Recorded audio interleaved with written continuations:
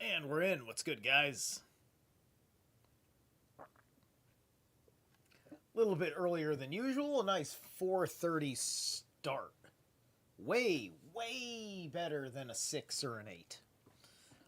It's all right. I'm kind of having a little bit of a week off this week, which is fine by me. I could have gone back to the gig that I've been doing for the last couple of weeks, but it was really dragging on me. I really didn't like what I was looking at with how much gas I was spending, with how many miles I was putting on the car, and everything else. So doing a couple weeks of that is okay, but at a certain point, it's like nah, can't handle it. Can't handle it. Um, no one should have to handle that, and is what it is. Anyway, welcome back to the show. We're gonna keep going. There's, I think, 8 pages to this chapter, so we're gonna go through this chapter and then see where we're at for time at the end of the chapter and ask myself if I want to go into the next chapter, which I looked at, which I think is a little bit longer, right? We're talking about 18 pages between two chapters. So I may do like this chapter and maybe 3 to 5 pages into the next chapter, depending on how things go. Here we're at. Here we are. I haven't given a tremendous amount of my thoughts outside of other people in conversation about Iran, such as Stein, and I'm sure I said something with Brady last night. Please check out my awesome conversation with Brady Nash, Apocalypsis Historia. He's the man. I'm gonna have Chance, his friend, on if he'll take my invite, and I want to get into some bloodline stuff because I want to see what he knows about my bloodline, if he happens to know anything. If not, if he knows things about Templars. If he doesn't, we'll talk about other stuff because I like the fact that he knows some bloodline stuff, and I can have a really good earwag with him about the Incunabula, which, since the Epstein files, is now proven to be a reality of a vampire clan that wants to rule the world.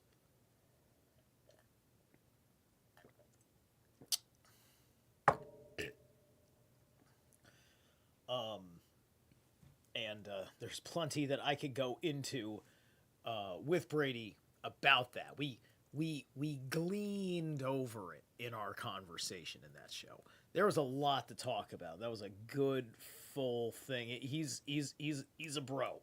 He's the kind of dude where he would have been like my friend, like down the street. He would have been like the friend down the street I would have had. Like I didn't have a friend exactly like him live down the street, but the point is that like that's the kind of guy where it's just like I wish he was my friend down the street. Like we have everything we want to fucking talk about. We like being in each other's fucking attitude areas. Whatever that is, right?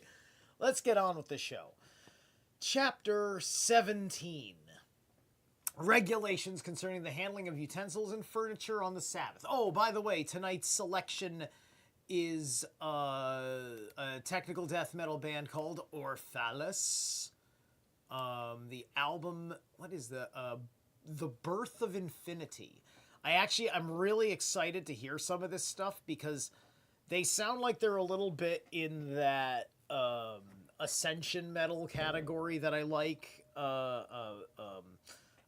Persephone is one of my favorite bands doing this. You heard Awaiting Ascension is literally the intro that went into the song you heard, Encased in a Higher Intellect. And then There will be reshaping the omnipresence, ingrained absurdism, planetary reinvention. Cool. I love the song. Like, this is like right in the pocket of things that I would be thematic of my music also. So anyway, they're tight. They sound good. I can't wait to hear the rest of it.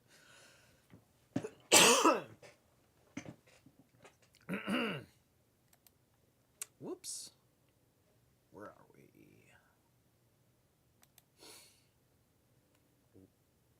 Mishnah.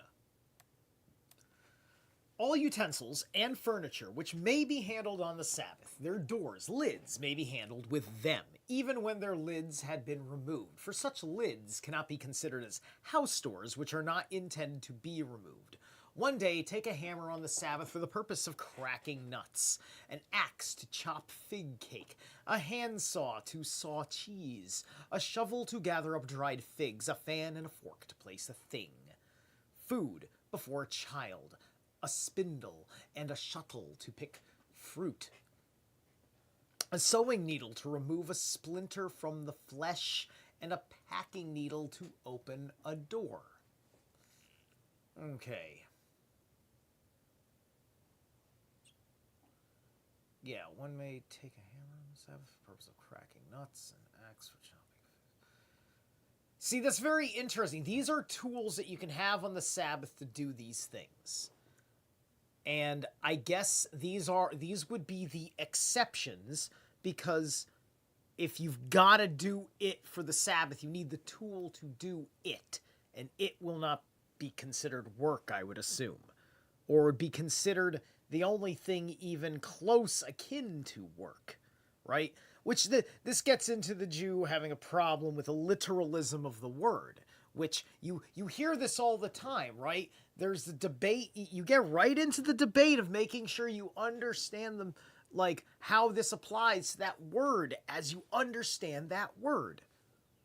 And God damn it, a lot of dumb fucking Gentiles earn the insult of Goyim by not knowing that you really gotta know these words and know when you're being gaslit with the pun craft, because they're using pun craft to gaslight you in their secret permission slip to bypass your subconscious. That's part of their sorcery manipulation. Okay, Gemara. All utensils which may be handled on the Sabbath, their doors, lids, may be handled with them, even when their lids had been removed. Removed when? On Sabbath. And if removed on a weekday, they certainly may be handled. Why? On the contrary, on Sabbath, the lids being attached to the utensils, they were intended for use with the utensils. But if removed on weekdays, they did not form part of the utensils on the Sabbath, hence not intended for simultaneous use, and should not be handled, said Abai. The Mishnah means to say that the lids may be handled with the utensils on the Sabbath, even if the lids had been removed on a weekday.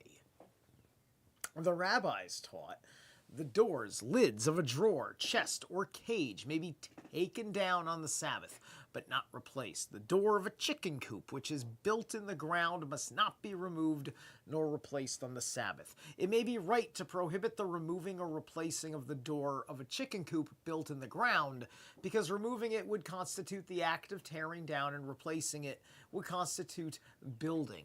But as for the doors of a drawer, chest, or cage, what is the opinion of the rabbis?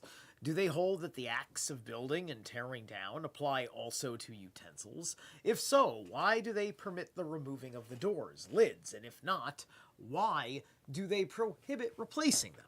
Said Rabbah, the act of building does not apply to utensils, but replacing is prohibited more as a precautionary measure, lest one drive the door in with a stick, and this would constitute the act of hammering.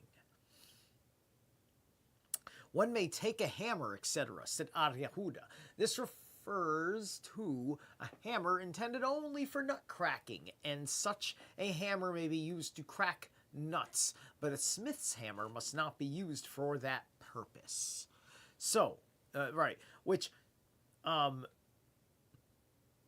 it's interesting that like they don't want you to they don't even want you to be holding a tool that can handle anything more than a hardened piece of food, is what they're saying, right? For Yehuda holds that a thing which is intended only for an act prohibited on the Sabbath must not be used even for a permissible act, right? So like this is kind of like your gun license. And what do you got your gun license for? What do you got your gun for, man? Huh? Right? Why?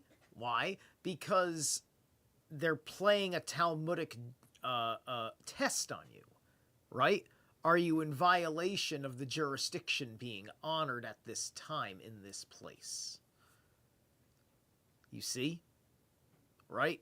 So, yeah, you got your gun license, but it don't mean shit because you're not in a place where you can do anything more than sit on it. Until authorities are interested in you, in which case you might as well surrender it and hand over your firstborn son and pull down your pants so he can ram it right up there for you. So we need to understand that they're playing a fucking game to entrap you, to create probable cause, to invent probable cause, to fabricate narrative, right?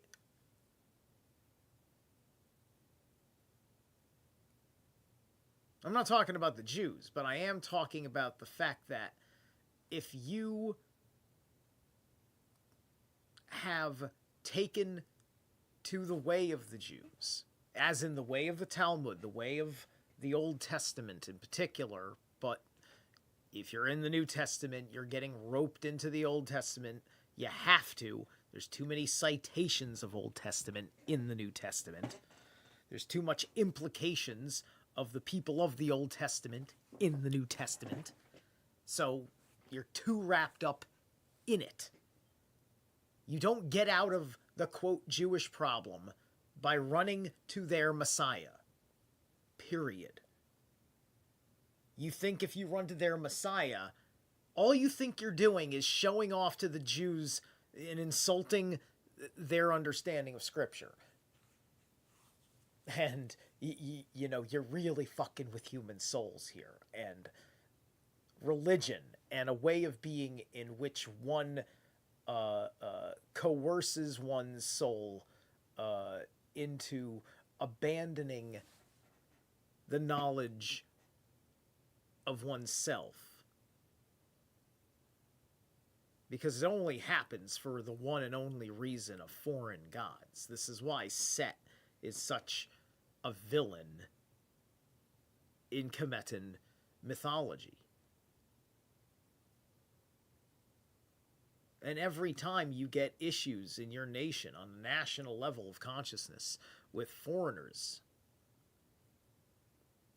the ass of Set is always behind it, aka the Democrat Party. It's a whole Setian fiasco over there. They are Satanists. They might be Satanists. They're gonna be Satanists. Unconsciously, at the very least. Anyway, we're all gonna miss Jim Carrey. Too bad he had to have the wrong appetite, apparently. Because, unfortunately, I trust Isaac Cappy's word over Jim Carrey's. Sorry, Jim. We all loved you.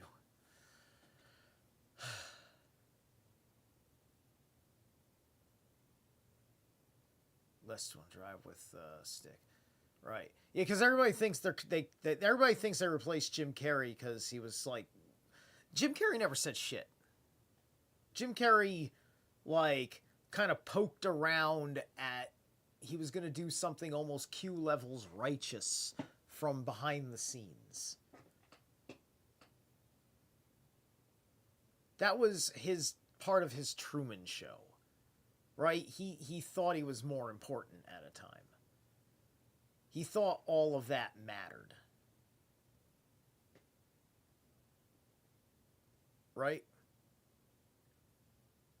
And at the same time, he got enticed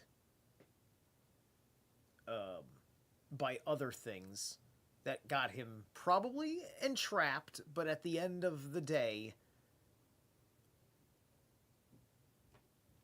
owned it. Because it can start off with them being evil, entrapping you, you doing the coercion, putting you in the situation, who knows, for whatever. And then you might have had more of a choice than realized, and you went with it. Because, you know, you wouldn't want to disappoint Mr. Weinstein, would you, Jim? Right? Listen, man, you know, you grow up and you find out that your favorite clown was child killer. Right?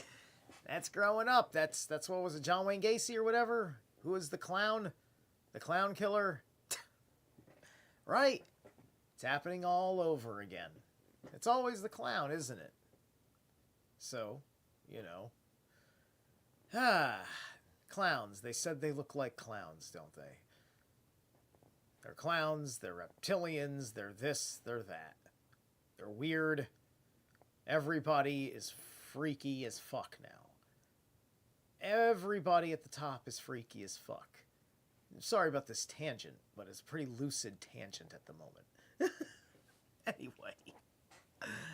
Oh, say goodbye. This has been... Yeah, if you haven't figured it out yet, since 2020, we've been in a very long funeral of the 21st century. This is the longest funeral we've ever lived through. The death of everything that ever gave us that Dionysian madness. And it's tragic how much evil was underneath so much beautiful shit. And let's not start fucking throwing away the arts, including the comedy, including some of the crude comedy. Like, yeah, I smell that Puritan narrative going fucking hard, and it's easy to dismiss it. Very easy to dismiss it. Very easy to downplay it. Very easy to save a lie of a paltered fraction of it for historical posterity, but in reality, it's all actually book burned.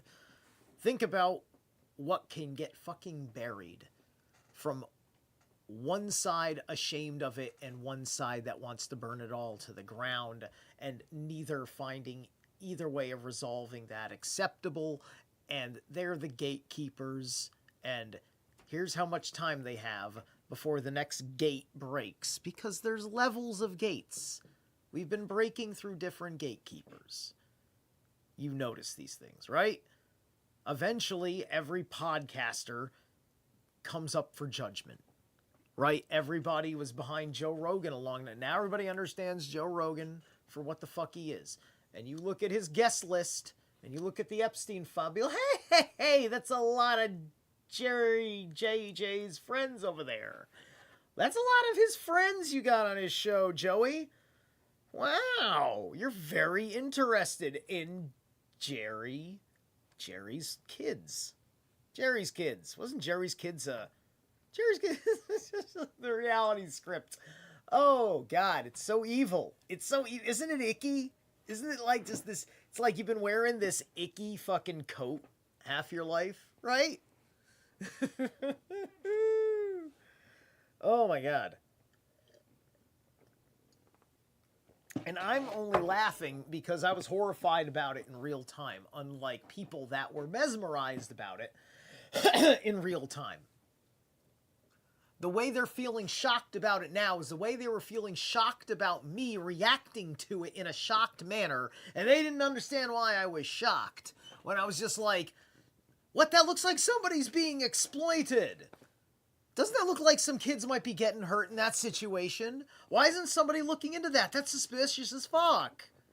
And everybody was just like the trust factor, the authority factor.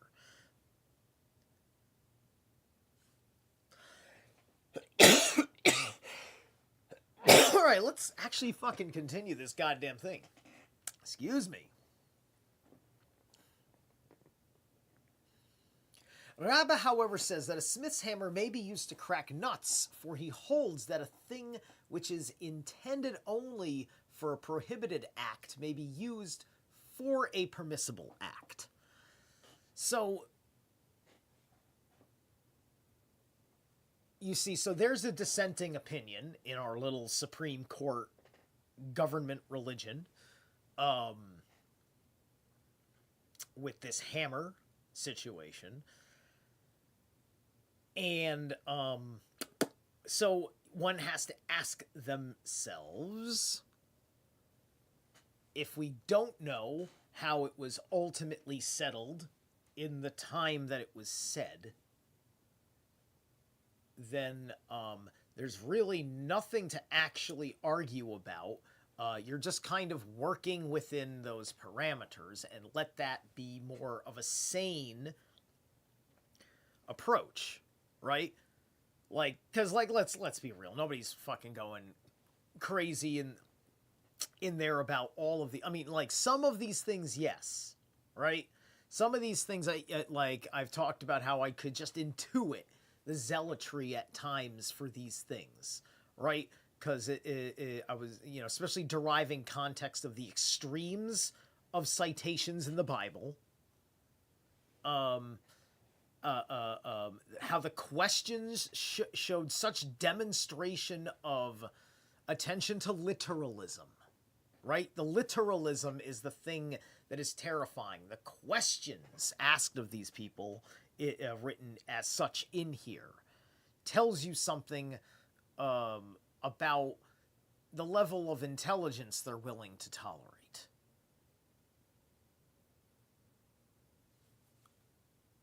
And if a Christian can't see this, and I find it interesting that there's a lot of people that, like, once they waken up on the Jewish thing and then they see which churches are leaning hard Z, I'm noticing reports here and there about people going back to Catholicism, right? So there's a lot of interesting shifts going on, right? And a growth in Catholicism doesn't have to mean a growth in the Catholic Church. Depending, right? It depends on how removed their decision to join the church is. Like, are they just going to attend sessions to kind of slowly acclimate culturally? Or are they interested in believing what's coming out of the 13 bloodlines? Because the Vatican is a very high prize in all of this. And Epstein has had personal audience with the Pope. He and Ghislaine. And it's, and we all know the reputation within the hierarchy, infrastructure, nuts and bolts of the church.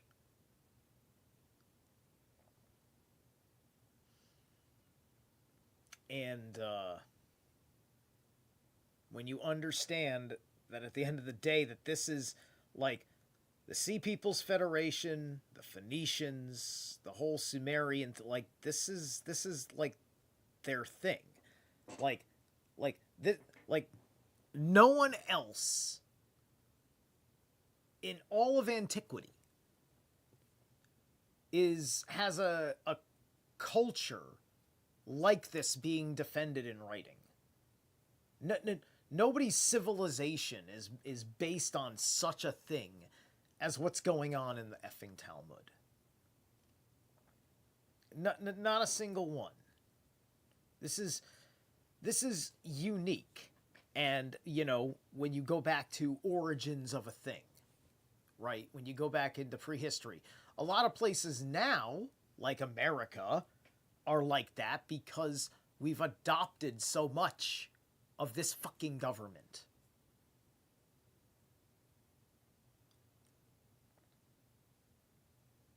These people, they build their minds for these bureaucracies, for these anxieties. And it gets projected onto us. We lean on people that honor this book to give us all derivative of our law structure.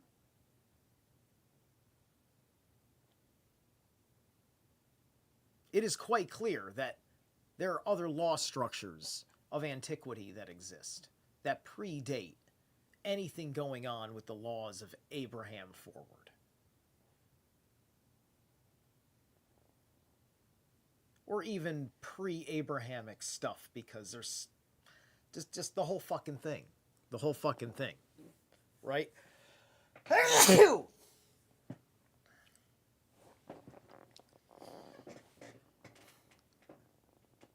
We need to be on a quest to transcend the Bible. It's 5:02. This is a good time. Didn't do a hell of a lot of reading in this one, but man, did I have a whole fucking shitload to say. All right, reshaping the omnipresence. Hold on a minute. Cancer affects. Oh my gosh. What have I done? Oh, there we go. Sorry, people. Aha. Whoops. This is reshaping the omnipresent.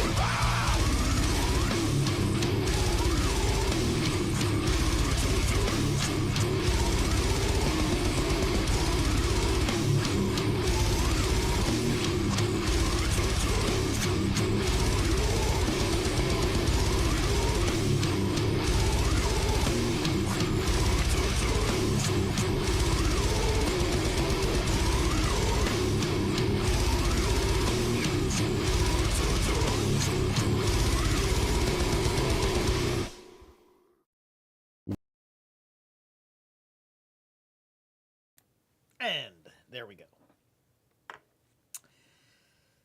Great.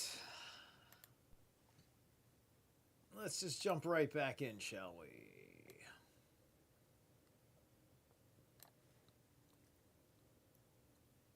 So, it was taught, Arhaya bar Eba, in the name of Yohanan, said, "We have learned that a hammer which is intended for hammering gold may also be used for cracking nuts." Arshoman bar Eba said, "We have learned that the hammer referred to is intended to be used for spices." The one who teaches that a spice hammer may be used certainly permits a gold hammer, but the one permitting a gold hammer to be used does not allow a spice hammer. I feel like there'd be a tremendous amount of difference between a gold hammer and a spice hammer because, I mean, gold's a soft metal in its purest form, but I mean, I suppose if you're mining it out of the ground, a gold hammer it's designed to hit the gold, but it's got to be going through rock too. But a spice hammer sounds like something for hitting, like, you know, like you dry up like an onion and you fucking crush the onion, like mortar and pestle kind of shit.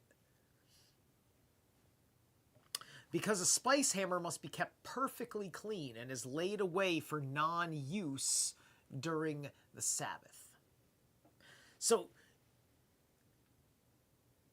hold on a second. So, Uchi's a spice hammer may be used certainly permits a gold hammer, but one permitting a gold hammer to be used does not permit a spice hammer, because the spice hammer must be kept perfectly clean and is laid away for non-use during the Sabbath. Oh, okay, I see. Well, what if you've got two spice hammers, though? Anyway, you're probably not allowed to have two spice hammers. There's probably communism going on all over the place here. Because that's actually kind of what the Jews are doing. Like, you look at what the Hasidic community is doing. Right? They're on the welfare. There seems to be no standards for getting off of the welfare. They just live on the welfare.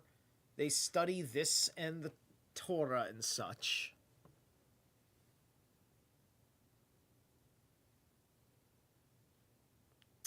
And I think that they pool their money together within the entire community. I think that's kind of what's going on, a community pool, right? So they take the pool of their share of the government welfare check to pour it into them maintaining their way of life.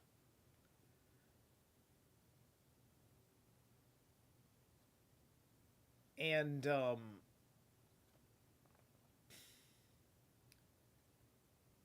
they are kind of I mean, like, some of them are, like, I've seen a lot of that is, you see, they're well behaved is the thing, right? They don't bother anybody. They don't draw, like, cop attention. Like they maybe get, like, traffic tickets or something, you know, or whatever. I mean, there's some basic stuff, obviously.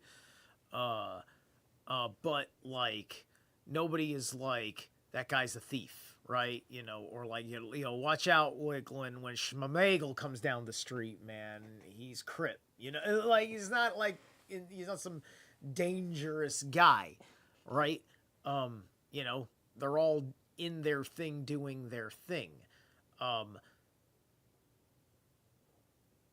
Unless they've got an organized crime network within all of that, right?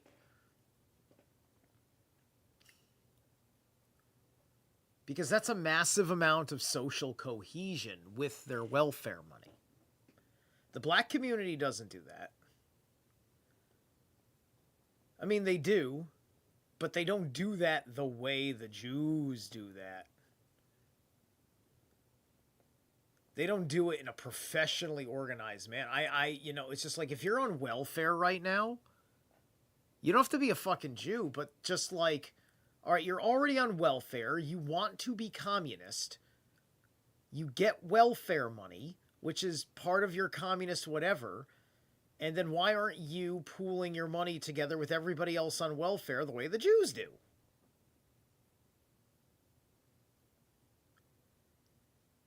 And make something of that wealth that you are, you're privileged to get it. It's a privilege because it did not come from you. Rights are things that are from you that can't be taken away.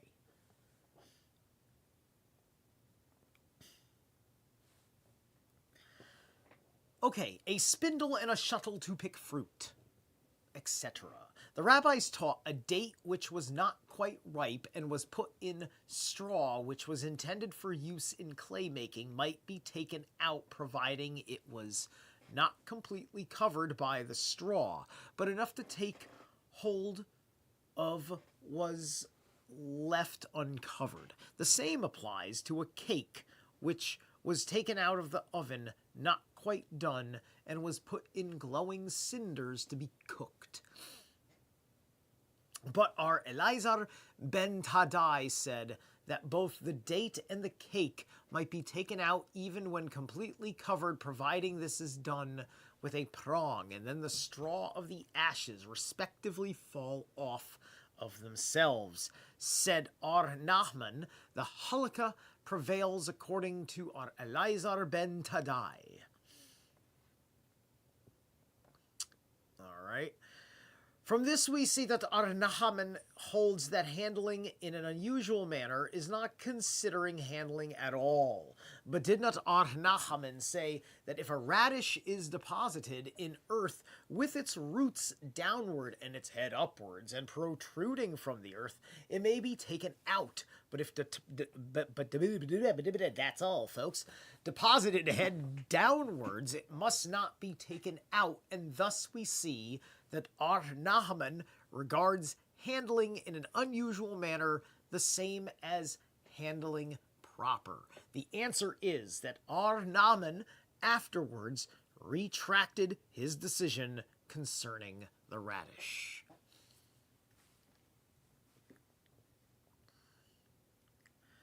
All right.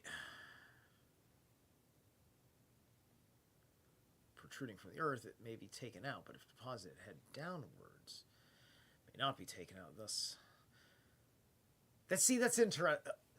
Okay, hang on. My symbolic brain is looking at that statement a little bit different. Okay.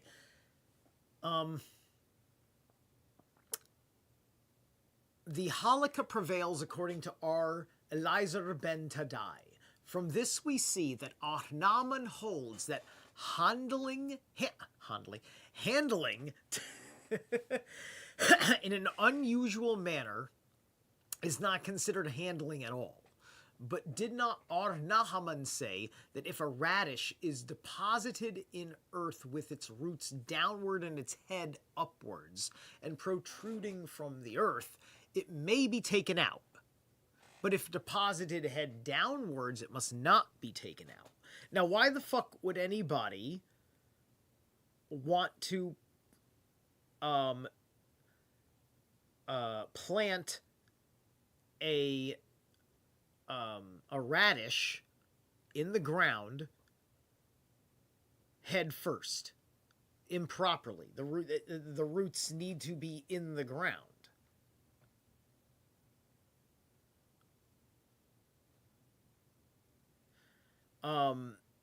That's what I find more interesting about that.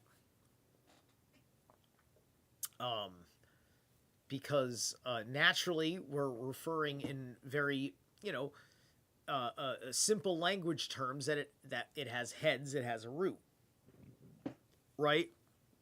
And then thinking of it upside down for a second did make me think of the hanged man and Odin in a distant respective.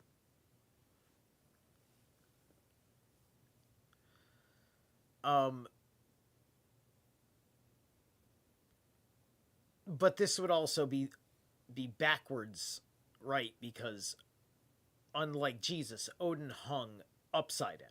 He hung head down, right?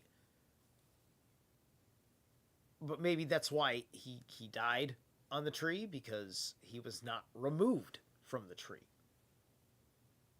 right? Unless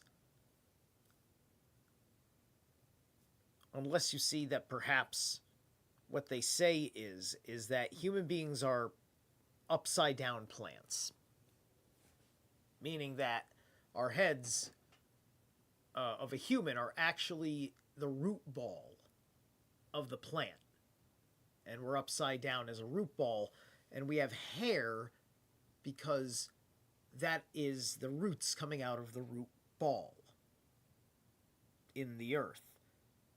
And then the neck is and the shoulders is kind of the trunk of the tree, and then you've got the arms or lower branches, the legs or upper branches, the genitalia is the flowering at the top of the tree.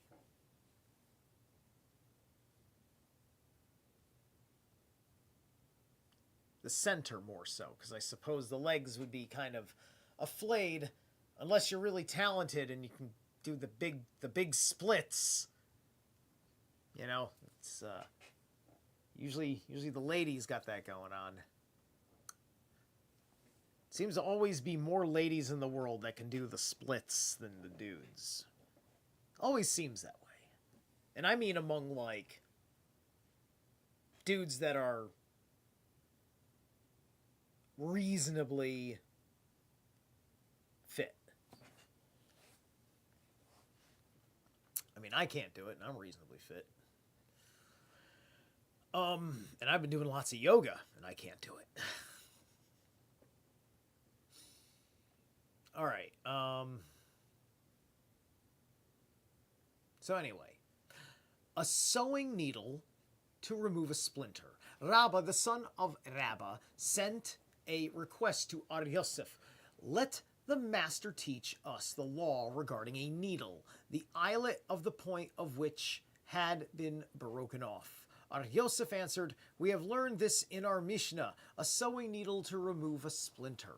What difference would it make to the splinter whether the needle has an eyelet or not? Rabbah objected. We have learned that a needle, the eye or the point of which had been broken off, is not subject to defilement. Said Abai, thou confusest Sabbath with defilement. As for defilement, a vessel must be complete in order to be subject to defilement. But for Sabbath use, anything which can be used is in itself sufficient. With this needle I can remove a splinter. So, the next thought that comes to my mind about what's going through a Jew's head when they are coming to get the experience of the Sabbath that they're hoping to attain, right? Because, like, there's a sin offering thing, right? And, man, I'm pretty sure that they're an extraordinarily transparent, right? Like, what the power people want, what they especially want with the goyim of the world, you know, they want to make sure that you grow up a child, that you're an eternal child, right?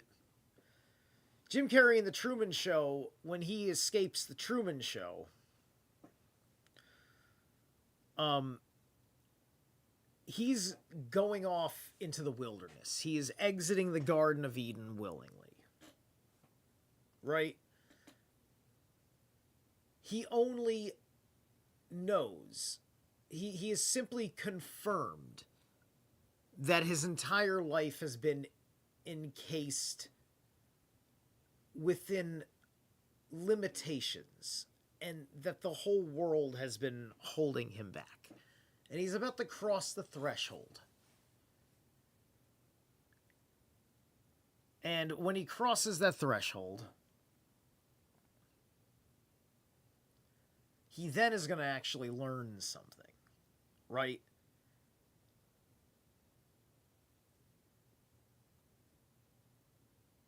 You know, America's kind of collectively gone through the revelation of the fakery of it all. And we're kind of acknowledging, wow, we've kind of gone through the looking glass of the Truman Show ourselves, haven't we? Right? And it's kind of interesting that as American consciousness has come to embrace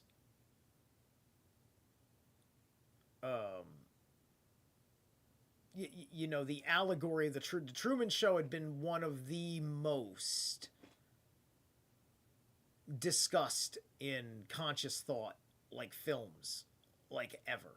And everyone knows how much that film meant to the character that we knew, Jim Carrey, whom that actor who didn't know what he was had said, right?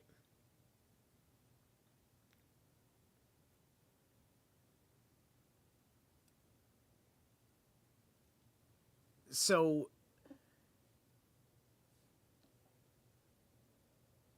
what happened to Jim, though, because I believe Isaac Cappy, is that, you know, Jim realized that this one thing that he had to do to be the thing that he wanted to be in Hollywood and such,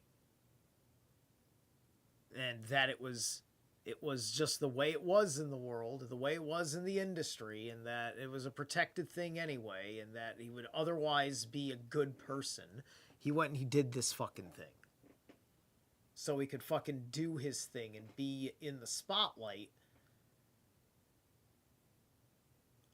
And usually, and if you're doing that now, if you're still making offerings to the dark side, if you're not reconciling the offerings you made to the dark side, you're not capable of functioning on the internet doing what I'm doing. You're destroyed because you can't talk about your life. Your entire life is something your agent has now connected to everything you got to keep your mouth shut about. You can't tell any decent stories about your wife because you can't remember what you're not supposed to say because of half of the fucking things and half of the fucking people that you went through, and you're not at all an interesting person. Like, this is why all these people failed or can't, you know? Jimmy Kimmel could have fucking busted out some fucking dank episodes on YouTube. Nobody would have fucking censored him on YouTube because you don't need your license for that. Right? The privilege of being of having a broadcasting license on network television. But he can't do that because he can't talk about his life in the background. None of them can.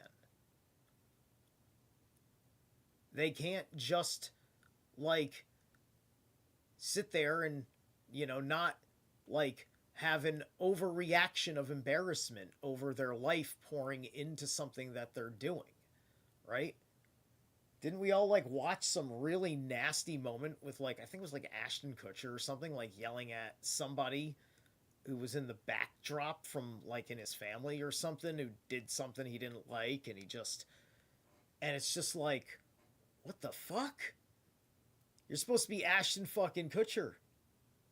Like, the hell do you act like that with your fucking fit? Like, what the hell? Right? Like, I might be wrong about the context, but that's definitely some footage I saw, which my point is it shows a different kind of person. Right?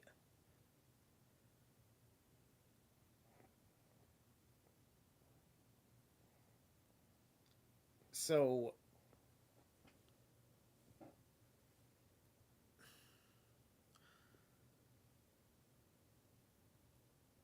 there's a lot of heavy shit. There's a lot of heavy shit going on right now while I'm reading this goddamn thing. It's almost too tangential, but this is too good and lucid. All right. Ar Nahaman forbids the straightening of the limbs of a child at birth on the Sabbath, and Ar Nesheth permits it. The straightening of the limbs of a child at birth on Sabbath.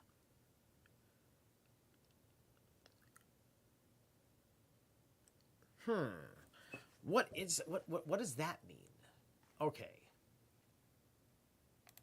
Let's see here. What is the... I'm doing things a little bit different today because I had to uninstall some shit to keep my computer running. So I uninstalled the Foxit reader, and I'm using I'm using what am I using? Brave. I'm using Brave, or no, I'm sorry. I'm using Edge. What is the practice of... Hold on, what the hell is it called? Okay. What is the practice of straightening limbs at child birth? What is the practice of straighten?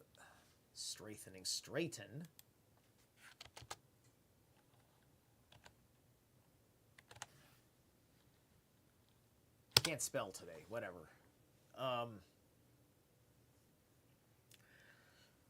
Okay. The practice of straightening limbs at child's birth is a natural process that occurs as the child's muscles and bones develop. This process is not only normal, but also a sign of healthy bone growth and muscle development. As babies grow and start standing or walking, their legs gradually straighten out, reflecting how weight-bearing activities like crawling, standing, and walking stimulate the bones to remodel and align properly. Okay, straightening out baby's legs is influenced by several factors, including genetic, nutrition, muscle activity, weight-bearing milestone, 2 years. Okay, baby straightening legs. All right.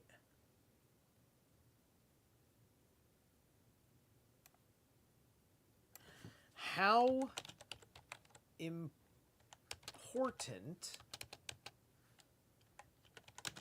is the practice of straightening limbs at... Because I'm trying to understand on the day of childbirth. Like, it's not a practice anybody ever... Like, nobody's ever fucking... I've never fucking heard of this.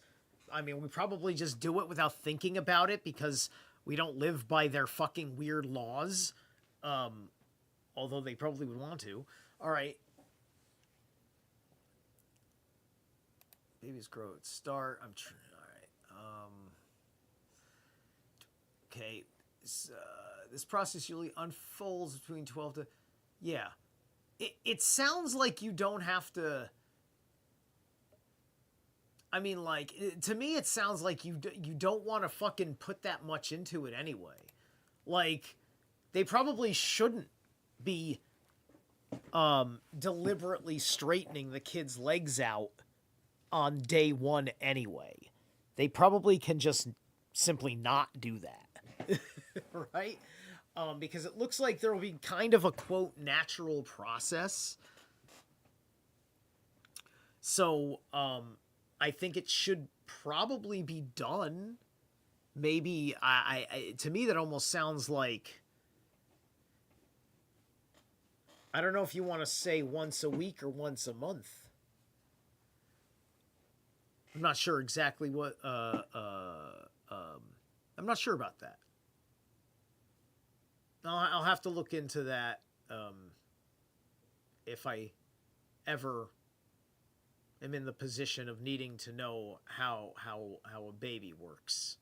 I'd like to be in the position of needing to know how a baby works. But I mean, like, my baby. Like, or, well, I got to be prepared for it, but not because of any other reason than, one day with me.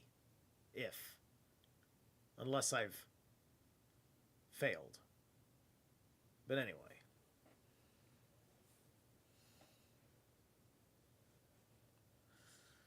Mishnah, the hollow olive cane is subject to defilement if it has a knot. If not, it is not subject to defilement. In any event, it may be handled on the Sabbath. Archios saith, any utensils may be handled on the Sabbath, with the exception of the large wood saw and the plowshare. Gemara, the rabbis taught previously only 3 utensils were permitted to be handled on the Sabbath, and they were a knife to chop pressed dates, a skimmer, and a small table knife. Subsequently, more was allowed, and then still more, and then more again until finally any utensil was allowed with the exception of a wood saw and the plowshare. That sounds very all over the place. It's 5:34. Let's hit the next break. All right. Oh, 1 second. Let me skip this ad. We're going to listen to Ingrained in Absurdism.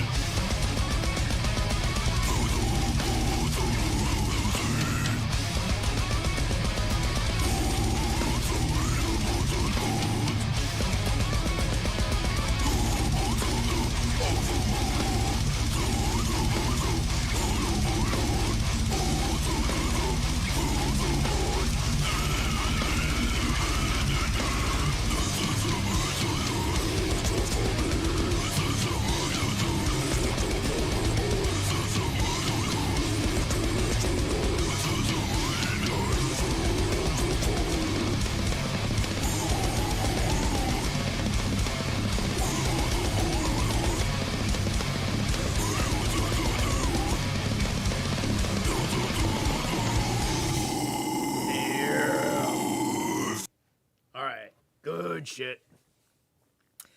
Woo! My mind is like, I really do have a lot of thoughts on Jim Carrey in my head. So, I'm not going to go off some more on it.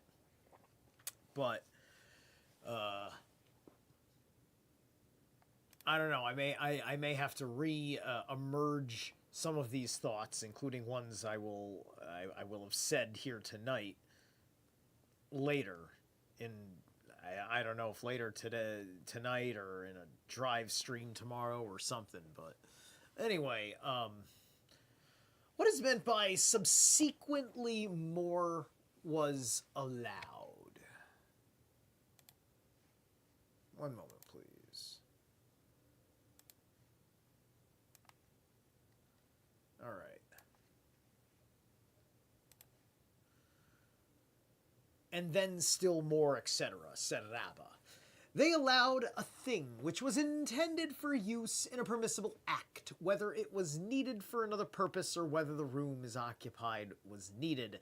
Then still more was allowed, namely to shift a thing out of the sunshine to a shady place. Then more again was allowed, namely a thing that was intended for use in a prohibited act, e.g. a smith's hammer, was permitted to be used for another purpose, or when its room was needed, but it was not permitted to be moved from the sunshine into the shade, and all this was allowed to be done by only one person, but not by two, until finally all utensils might be handled even by two persons.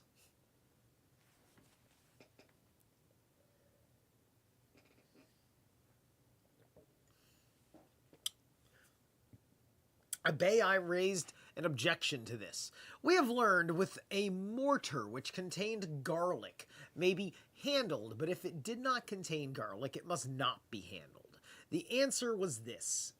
It is meant to remove from the sunshine to the shade. Ar Hanaina said, the Mishnah was taught in the times of Ar Nehemiah ben Halahiah, as it is written in Nehemiah 13:15. In those days I saw in Judah some treading wine presses on the Sabbath, and bringing in sheaves, etc. And because in those times there was great laxity in keeping the Sabbath, strict laws were made as a precaution, and even a mortar was not allowed to be handled unless it contained some eatables.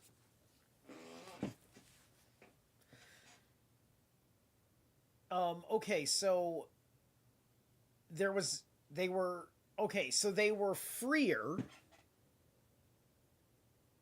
at that time, but they were terrified that they were going to fuck up, so they made laws. Now, I suppose if they made rational decisions because everything was fine, or were they panicky about it? Because all over the Talmud is this wide polarity, like just there's such a swath from permissible to impermissible, culpable to inculpable. Right? This is an algorithm. It's an algorithm. This is, you want to understand what AI is going to do to your life? And forgive me, I've not flashed the damn page. Thank you. Sorry. All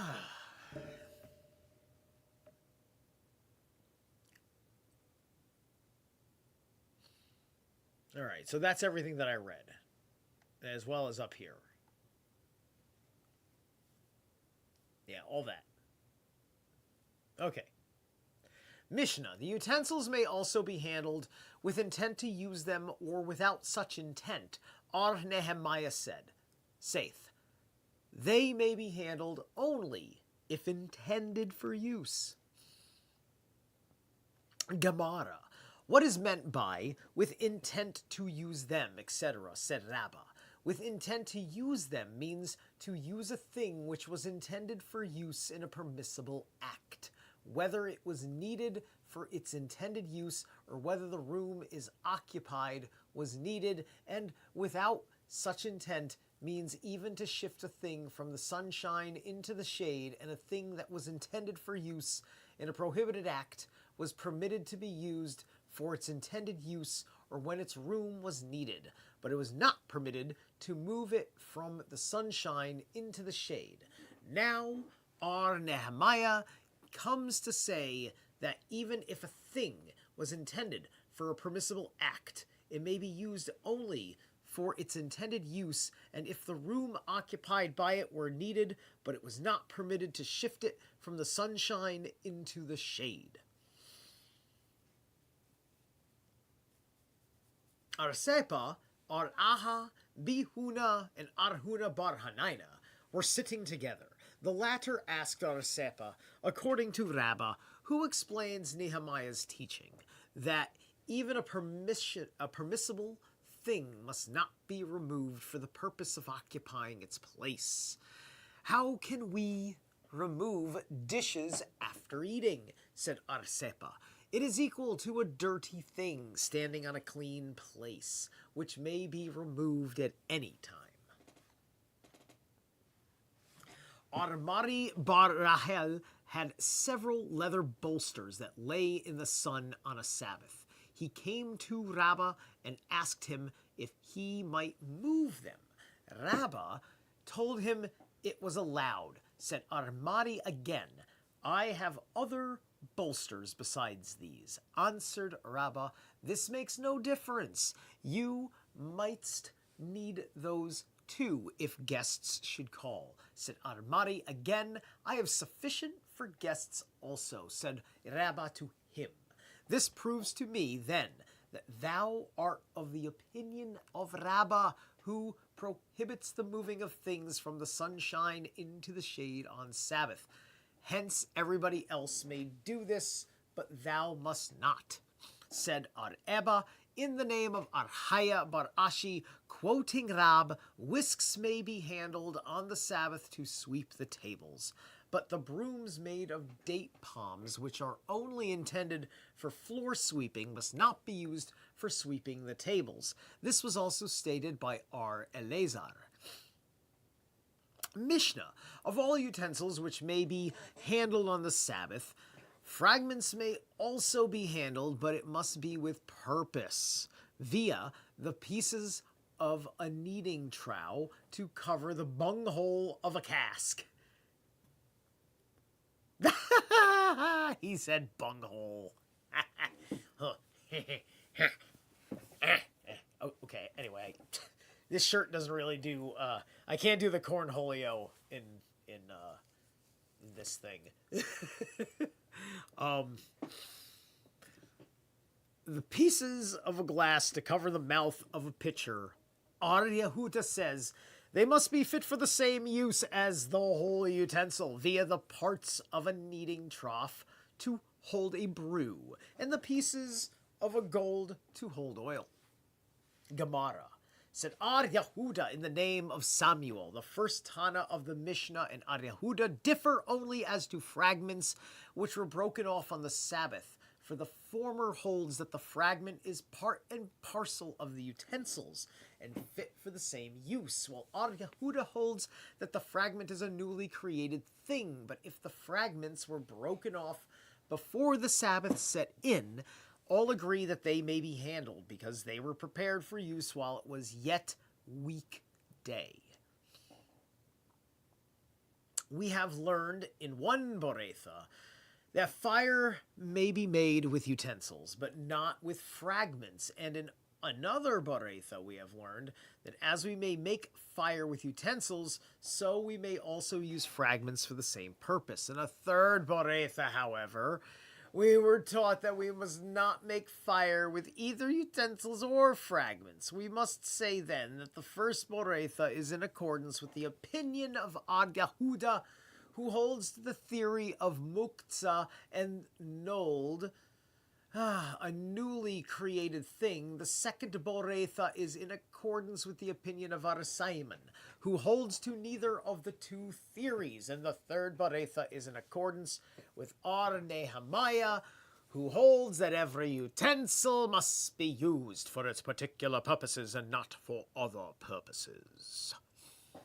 Ar Nahman said, bricks left over from a building may be handled because they can be used as seats, but if the bricks were piled up, one on top of the other, they were evidently designated for building and not be handled. Naaman said, in the name of Samuel, a fragment of a piece of pottery may be handled in private ground, but not in unclaimed ground. Because in private ground, other vessels can generally be found, and the fragment may be used as a lid or cover.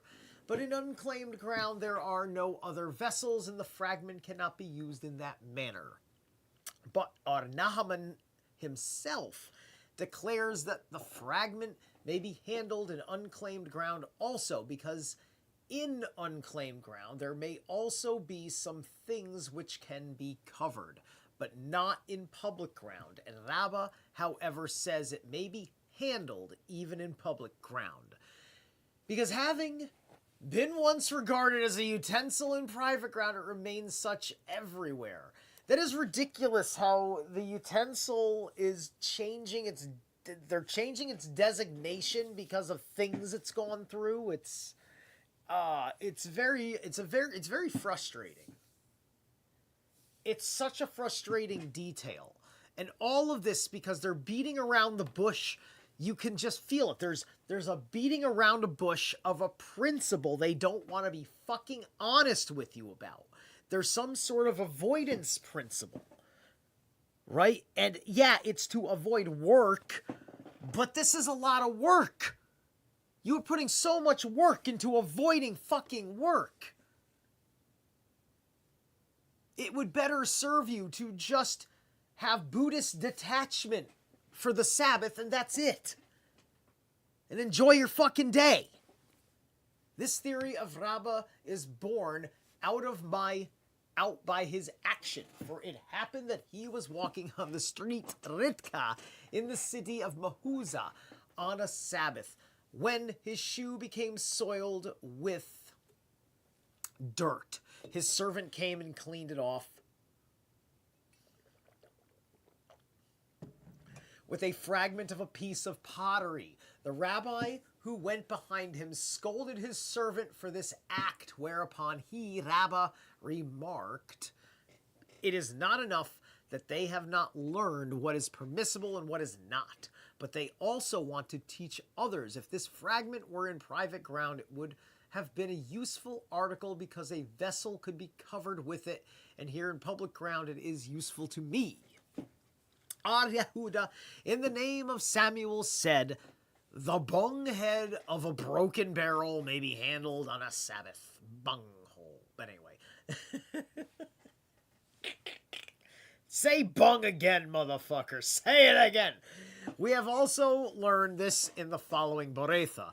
The bung-head and the pieces of a broken barrel may be handled on Sabbath, but it is not allowed to break off a piece of the fragments and cover a vessel with it or put it under the legs of a bedstead.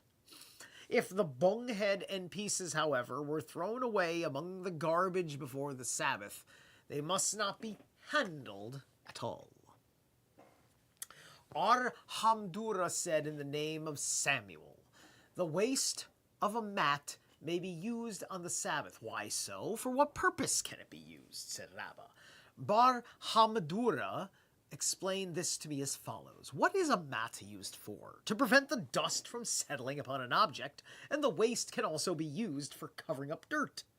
Arzera said in the name of Rab, "Remnants of silken togas must not be handled on the Sabbath," said Abai. "This is said of remnants that measure less than 3 fingers square and are no value to either rich or poor." The rabbis taught fragments of an old oven are equal to any other vessel that may be handled on Sabbath. So said Ar Mir, but Ar Yehuda said that they may not be handled. Archios testifies in the name of Eliezer ben Jacob that fragments of an oven may be handled on the Sabbath, and the covers of an oven may be handled even if their handles are broken off. Said Rab Haina, according to whose opinion do we handle today the covers of the oven used in the city of Mahasya, which have no handles? It must be according to the opinion of Eliezer ben Jacob. Mishnah. One may dip water with a hollow pumpkin to which a stone is fastened, providing the stone will not fall off. Otherwise, one must not dip water with it. One may dip water with a jug to which a vine branch is fastened. For a window blind, says Eliezer, a thing may only then be put up if it be fastened and hang down, otherwise it must not. The sages say it may be put up in any manner.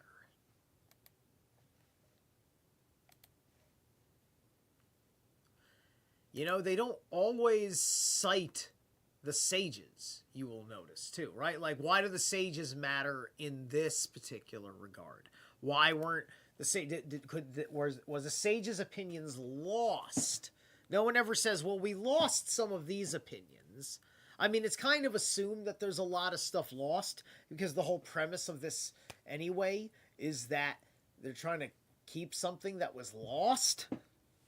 And a lot of their language fucking lost. Okay.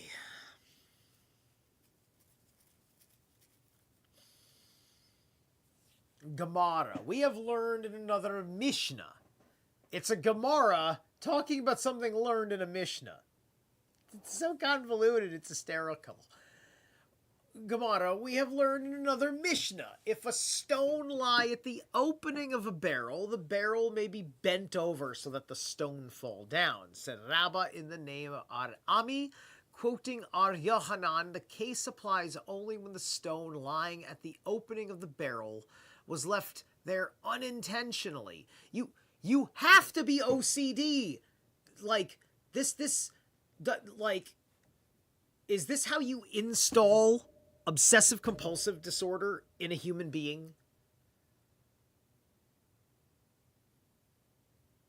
Maybe like we raise our children with far too many fucking rules and are confusing them, because if I was a small child being raised exactly like this, it would be so much worse than how I processed information as a kid.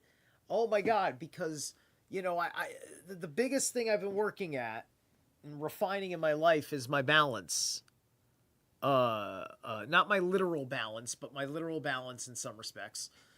But going extreme one way or the other. I'm too loud, I'm too soft, I was too fast, I was too slow, I was too hard.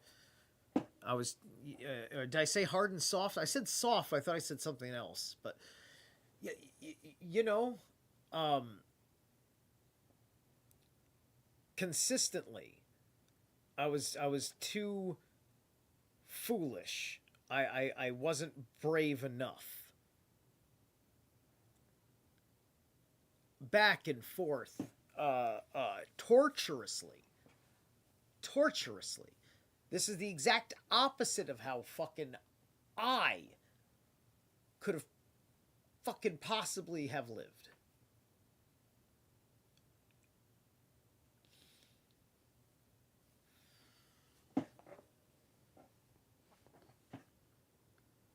Especially because would not have been that keen on patience to read things.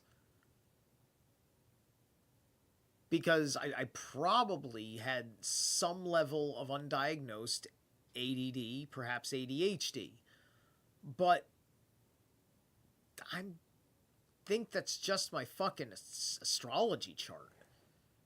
When you look at where my fucking North Node, my Mars are, and the fact that I'm a fucking Aries, it all makes fucking sense. It's how my fucking childhood was. In your childhood, You get the heart, like, because, like, it's all astrology's nonsense.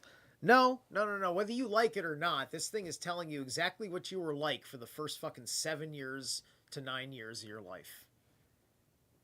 That's exactly what you were like when you were a kid of kids.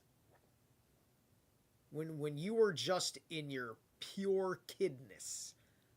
Your first fucking childhood memories that, your actual, like,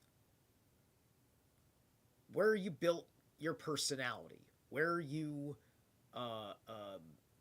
learn the difference between yourself and other people that weren't mom, dad, others in house.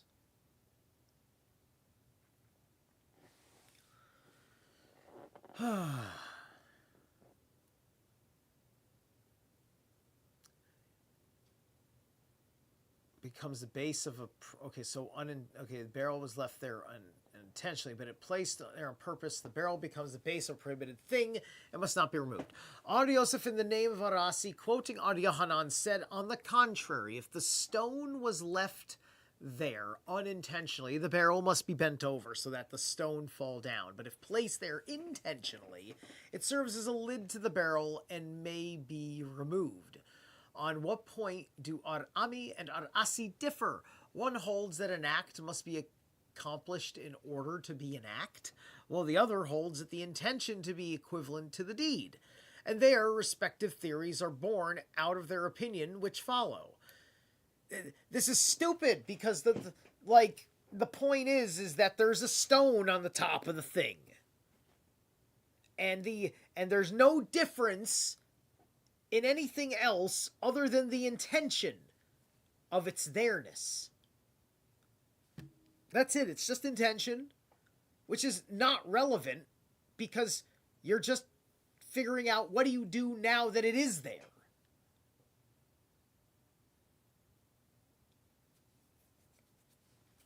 So why are people asking? Why does this matter to them? What do we not know going on in the real conversation? It probably makes a lot of sense with a lot of these books that are cited as part of the complete Talmud. All right. All right, so on what points do Ar-Ami and Ar-Asi differ? One holds... where did I stop reading on this one?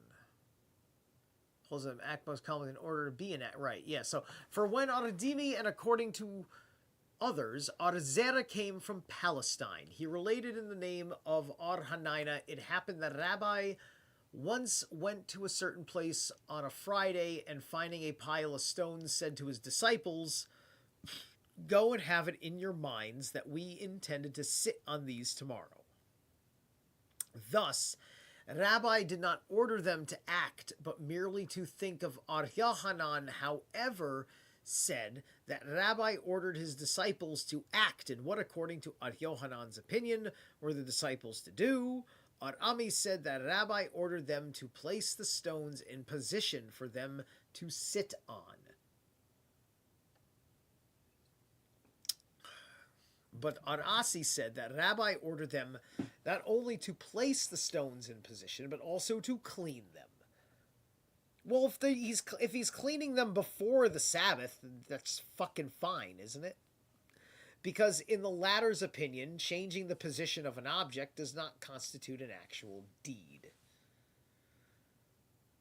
It was taught, Arios B. Saul said, it was not stones but a pile of building wood. Ar Yohanan B. Saul, however, said it was not building wood, but poles with which the depth of the water is sounded. And unfortunately, those three things make a difference. One may dip water with a hollow pumpkin to which a vine is fastened. If it is fastened, one may, and if not, one may not. Shall we assume that our Mishnah is not in accordance with the opinion of Ar Simon ben Gamaliel, as we have learned in a Boretha, branches of a tree which were intended for kindling if subsequently used for sitting purposes, must be tied together. But Simon ben Gamaliel said, they need not be tied together. Said Ashi, it may be said that this Mishnah is not at variance with the opinion of Simon ben Gamaliel, but is merely a precautionary measure for fear that a branch being brittle might break by the man if not tied together. Okay, there we go.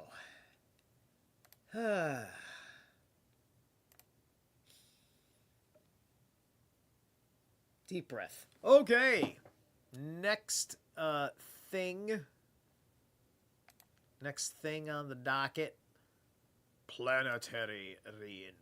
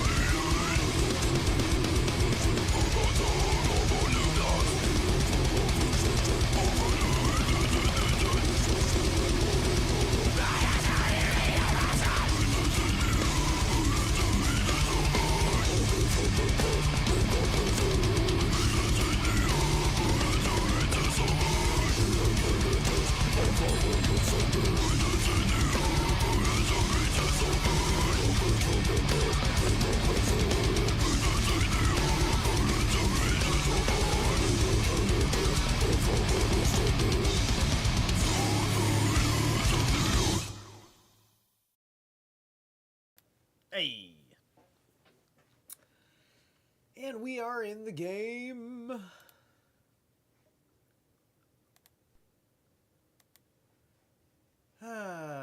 One. Where are we here? Here? Yes. No.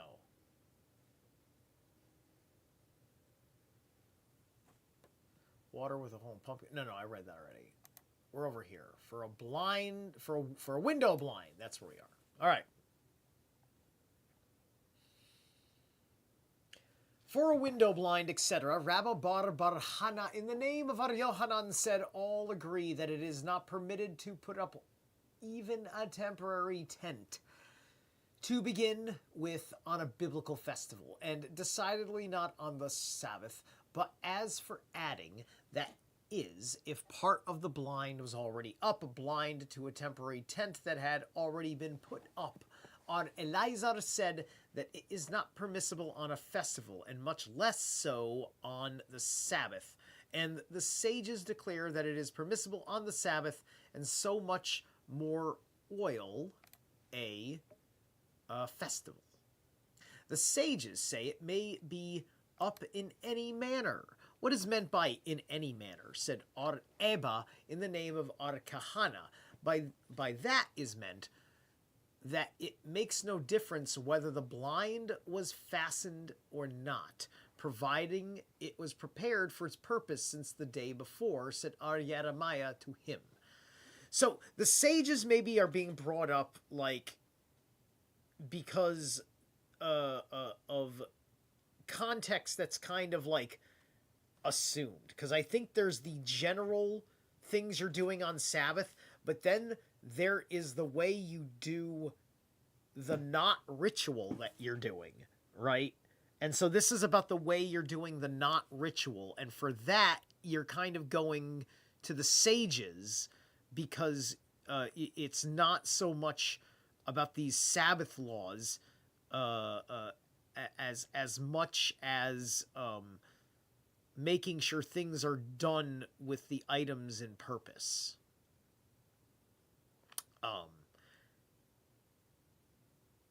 But that might be a little bit more of a guess on my part, right? It's very easy to see. It's very easy to have no idea where you're supposed to stand on any of this. You have to fall, it entirely depends on your relationship with the particular citations of Scripture, which are the core principles that would be kind of like what's preceding in your mind and in your heart going into your study of these deliberations.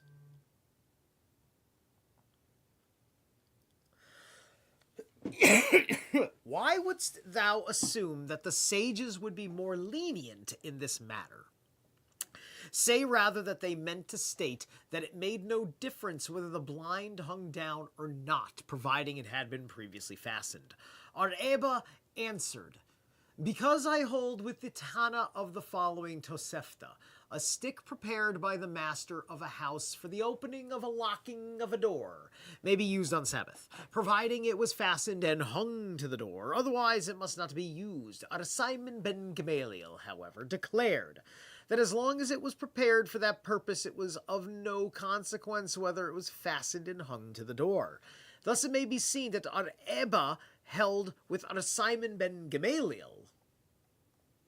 Ar Yehuda bar Silas, in the name of Ar Asi, quoting Ar Yohanan, said, the halakha, according to Ar Simon ben Gamaliel. Oh my God! With this nonsense. I was having a spicy little argument on Bush Whisper with my friend Indy Sage, and we were talking about I think it was Indy who said something about the game of telephone, and it's just like this, like the game of telephone is not what's that's not what the oral tradition is.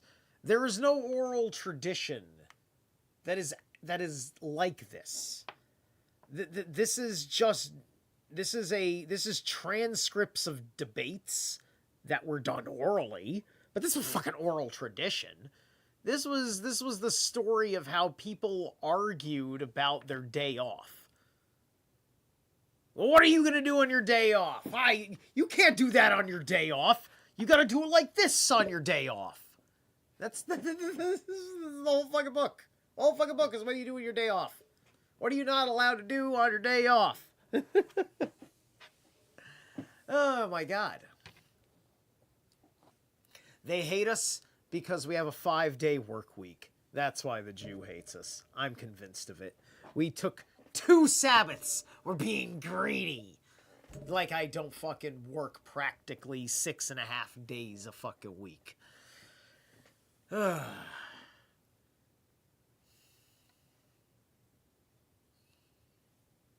Okay, where am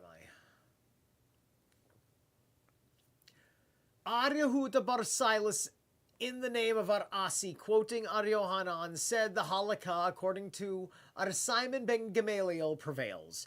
Did Ar Yohanan say this in reality? Have we not learned in a Mishnah that all covers of vessels having handles attached may be handled on Sabbath? Well, listen, maybe he did say it in reality, meaning you're catching that he was wrong. It's okay. You're human beings. None of you are speaking divine words fluidly channel tranced from Jehovah. Not a single one of you fucks. Okay? It's not what any of this is. That's also what's remarkable about it. None of it boils down to one particular rabbi who goes in the thing, and he's the guy who comes in and out of the tabernacle and being like, and God said. There's never that guy who goes into the thing, comes out, and God said. We don't seem to have that anymore. That's when things go crazy. That will be part of the psychic concentration of madness when these guys get their temple. They need it. It's a psychic tower.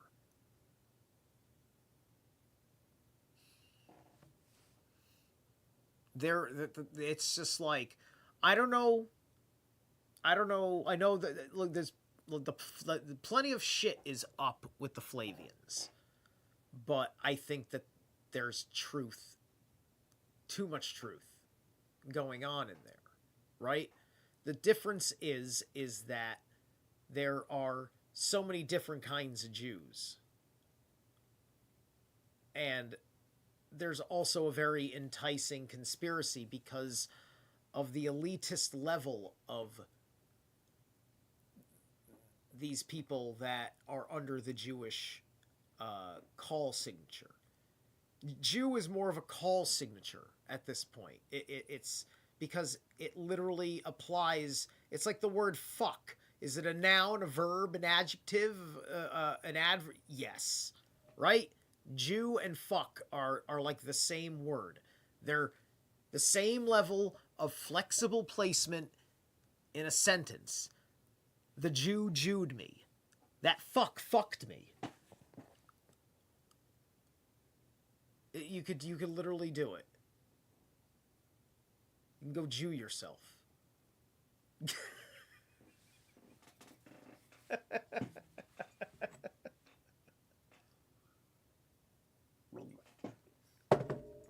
Okay.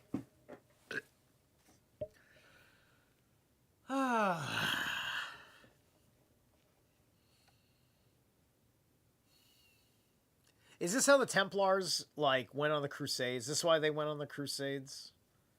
Right? They read the Talmud. They got very confused and they fought the wrong enemy. But anyway, I apologize on behalf of my ancestors. We were under a spell. Technically, it was your spell. Sorry it backfired on you, but you shouldn't have cast it on us.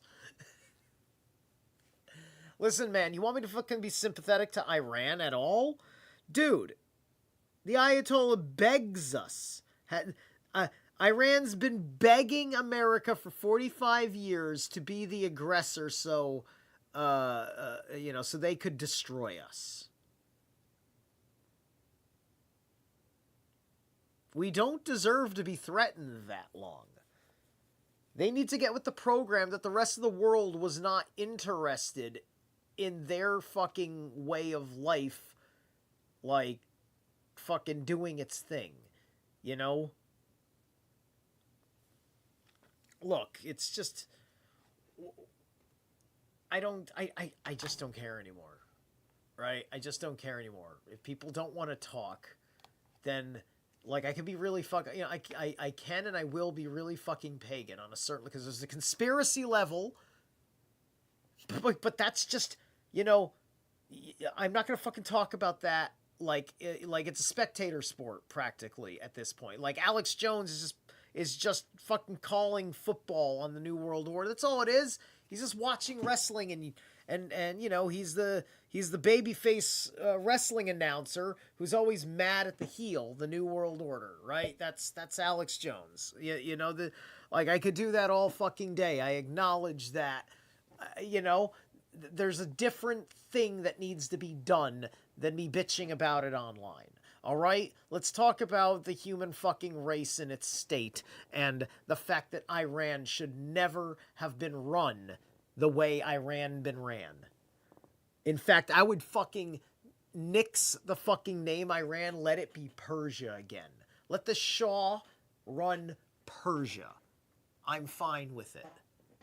Okay? I think that we're too fucking confused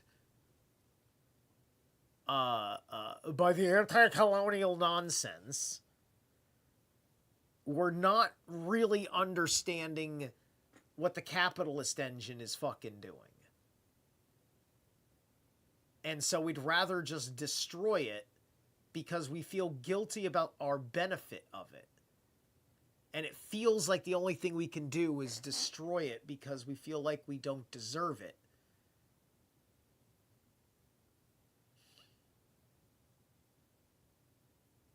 And,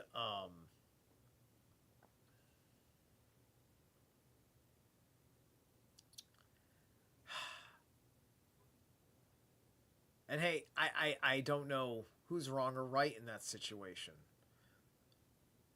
But I will never lie to myself in real time.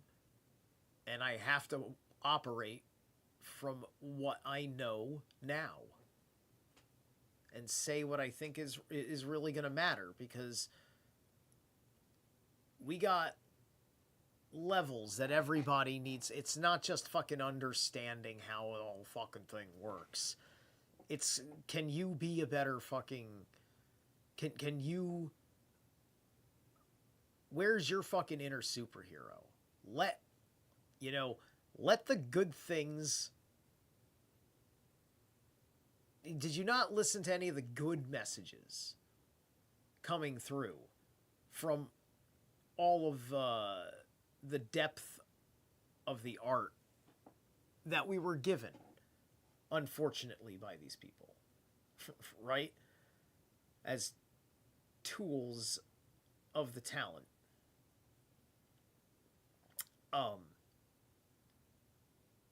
Right?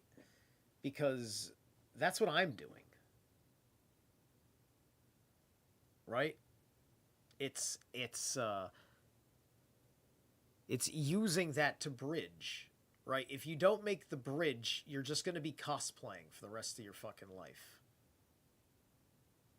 You've got to bridge over and call upon your ancestral power. It's the first step in answers, right? And you have to start doing all the taking care of yourselfisms that you have to do. Everybody's a different kind of personality. I can't expect you to act like the kind of crazy Aries guy that I am.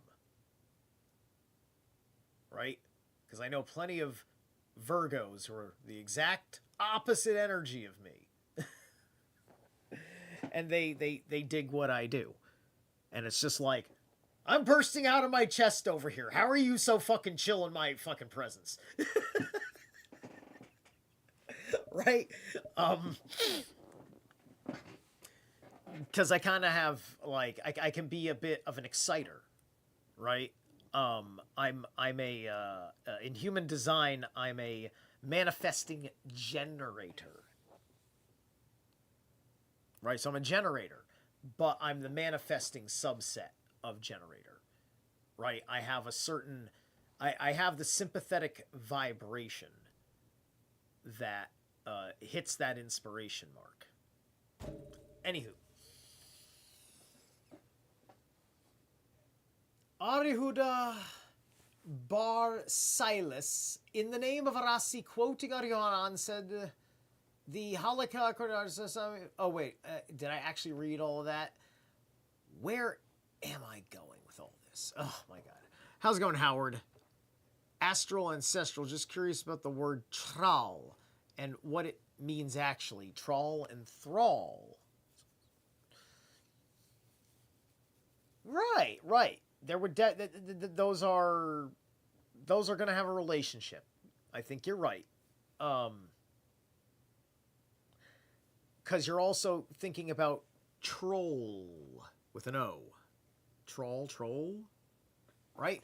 And what is a troll?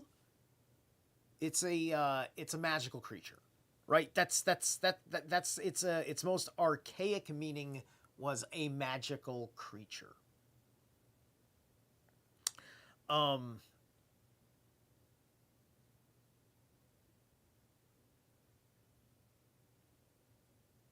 And its relationship to thrall as a word is very interesting. That perhaps there's a relationship between the reclusive kind of magical creature and the undercast, because the thrall is in the original three caste system is the underclass. Now, the thralls in the original system were also the most free. It's flipped nowadays, right? Or at least it seems like it's flipped nowadays. It may actually be secretly still like that. You know, as part of leverage mechanisms in which the government gets what it wants out of politicians. And politicians will otherwise be lockstep obedient to the law to not make it worse. Unless, of course, they're just that weak. Which many of them are. All right. So we were talking about vessels handling attached. In case of covers be made, use independent vessels. On and hold with our Simon Ben Gamaliel, who says that the stick which was not fastened to the door may be used on Sabbath. Surely it is not an independent vessel. Shall we assume that our Yohanan holds with our Simon Ben Gamaliel only in the case where the stick could also be used for other purposes and thus could be called an independent vessel? Then how can it be said that our Yohanan holds with our Simon Ben Gamaliel? For the latter does not require the stick to be an independent vessel, as we have learned above in the matter of the branches. See page 273, where Ar Simon Ben Gamaliel declares that they need not be tied together.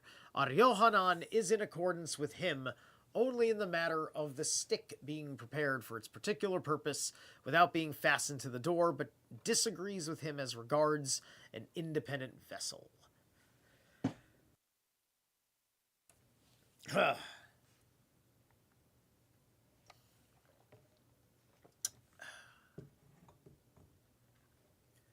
Just want to double check real quick here. Oh, we're almost done. All right. Aritziak of Naha proclaimed at the door of the Exilarch's house that the halakha according to our Eliezer prevails. Our Amran raised an objection. We have learned in the last Mishnah of the tract as follows. Thence we learn that it is permitted to put up a window blind to measure and to tie on the Sabbath. How then could our Itzchak say that he, halakha, according to our Eliezer prevailed? Said Ebai to him, Upon what is thy objection concerning Itzhak's based?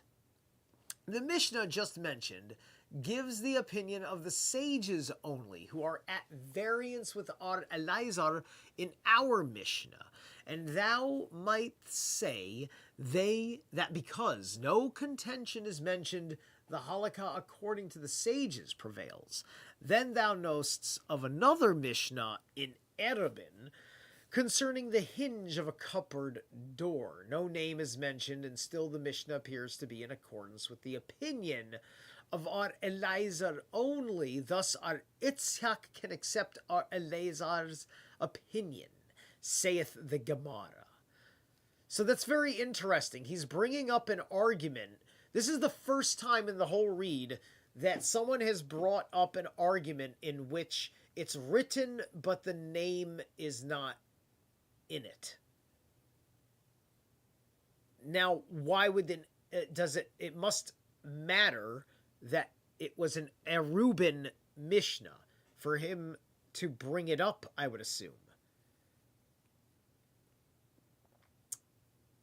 To appear in the course of our lives are thus Ar Itzhak and Elazar's opinion. Saith the Gemara, although Abai justified Ar Itzhak an act of the sages, as is related in the last mentioned Mishnah, is sufficiently decisive to establish the halakha. Mishnah. All lids of utensils may be removed on the Sabbath, provided they have handles, said Achios. What does this apply to? To lids of vessels fastened in the ground, but lids of vessels in general may be removed at all events, said Ar Yehuda bar Shaila, in the name of Ar Asi, quoting Ar Yohanan, the lids of utensils may be handled only if they can be made use of for other purposes, as independent vessels. Saith the Gemara, all agree that covers of utensils, fixtures fixed in the ground, must be handled only if they have handles attached and lids of their utensils not fixed in the ground may be handled even if they have no handles.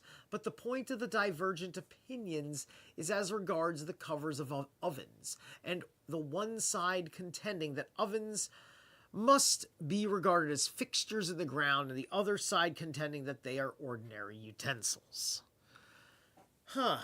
No, an oven is definitely not a utensil in my book.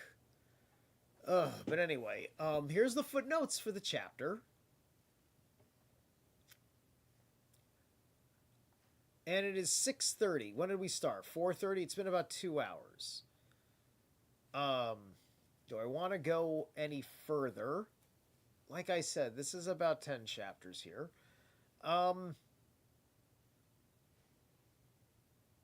It's 2:55. Yeah. I'm going to read 5 more pages, but we're going to take the next break first. We're going to do 5 pages. Run this one about 2.5 hours. Maybe. It might go 3 hours for 5 pages. It depends.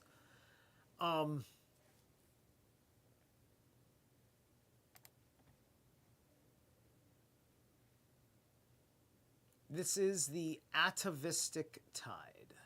When a shopping cart smashed my head. That is a ad for nonsense. Okay.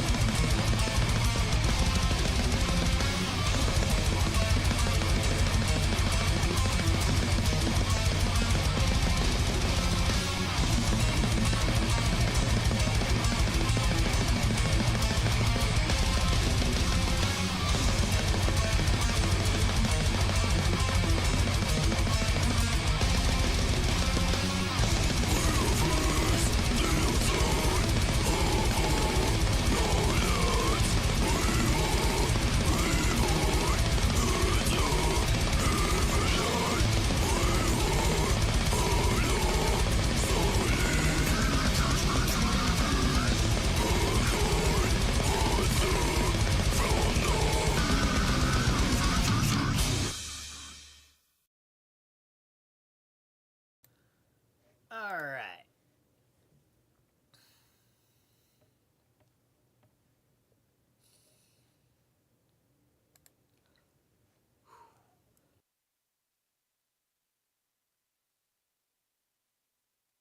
All right.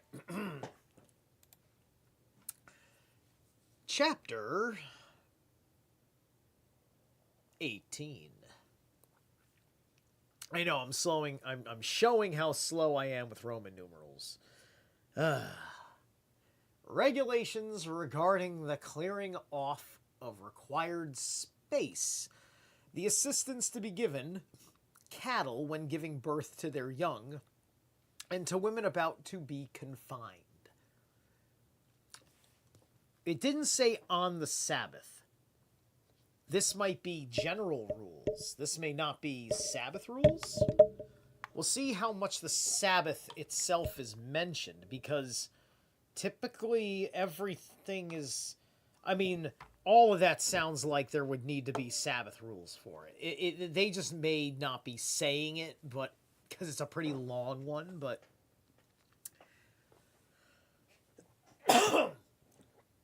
One may even clear off 4 or 5 chests of straw or grain, this is a Mishnah, in order to provide room for guests and to remove obstacles to instruction. But one must not clear out a whole barn.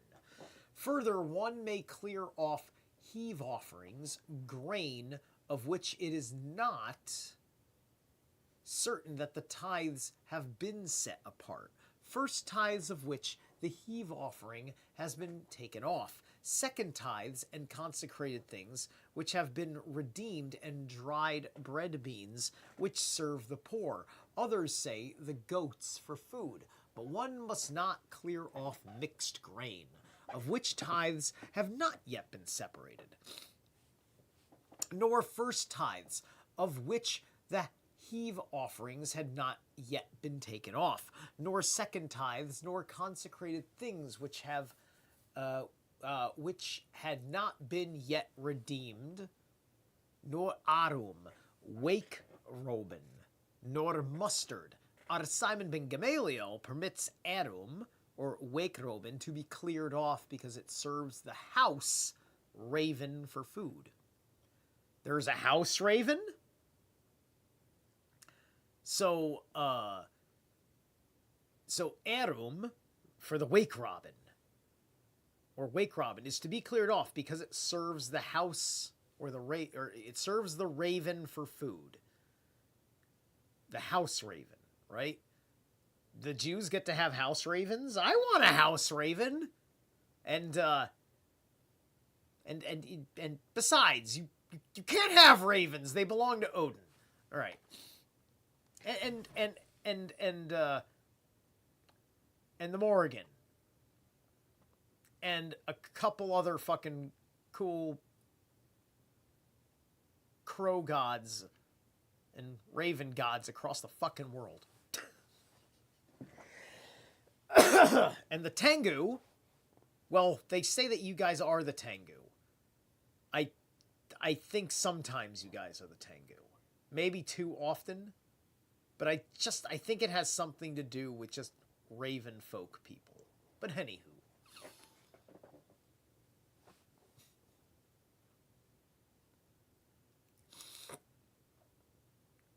Gemara. The Mishnah says 4 or 5 chests. Why say 4 or 5? If 5 may be cleared off, surely 4 may, said Samuel. This is said only as a customary saying, but in reality, it means to say that... Oh, and by the way, I'm still kind of kidding about the raven thing because, like I said, before Anunnaki, after Anunnaki. If we can get to the before Anunnaki stuff, which basically also means pre-Hebrew, once we can crack that code, we'll find out where everybody in Sumeria actually belongs. The Sumerians will find it out for themselves. Right? It depends on on how the message comes across in their own languages. and it would be good if it was sourced from their own languages.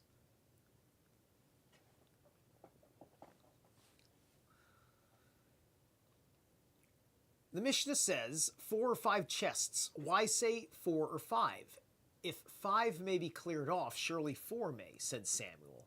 This is said only as a customary saying, but in reality it means to say that any number may be cleared off. But by saying one must not clear off a whole barn, the Mishnah means to state that all the straw should not be removed for fear lest pits be noticed in the ground, and the man might fill them up, even if the whole barn be full, and as yet untouched, one may commence to remove as much as is necessary. And the Mishnah is in accordance with the opinion of Simon, who disregards the law of muksa. The rabbis taught one may not commence on a full barn, but one may remove enough when entering with his feet to provide an entrance, and when going out to make a way of egress. The rabbis taught a sheaf of grain, if commenced prior to the Sabbath, may be used on the Sabbath, but if not, it must not be used on Sabbath. So saith Aha, but Simon permits this to be done. How large should the sheaf be? We have learned in a Boretha that it should measure 1 lethak. The schoolman propounded a question. Not having heard Samuel's explanation, how is the term 4 or 5 chests to be understood? Should a man clear off only 4 or 5 chests, even if that be not room enough for his guests, or should he do so in proportion to the number of his guests? If according to the number of his guests, does it mean to say that one man should clear off sufficient for all of every man for himself? Come and hear, Rabbah told in the name of Archaya. It once happened that Rabbi went out on a Sabbath to a certain place and saw that the place assigned to him for lecturing was too small. So he went out into the field and found the whole field full of sheaves. He cleared off the field and provided sufficient room. Thence we see that he did so in proportion to the number of his guests, but this narration decides only one part of the schoolman's question. The one relating to the number of sheaves to be cleared off, but not the one relating to whether one man may clear off sufficient for all or every man for himself. Come and hear, Rabbi. Oh, come and hear. Rabbi cleared off the field, etc. That is one man for all, and what think you that Rabbi did this himself? He certainly must have ordered this to be done, so it is not known whether one man did it or each man for himself.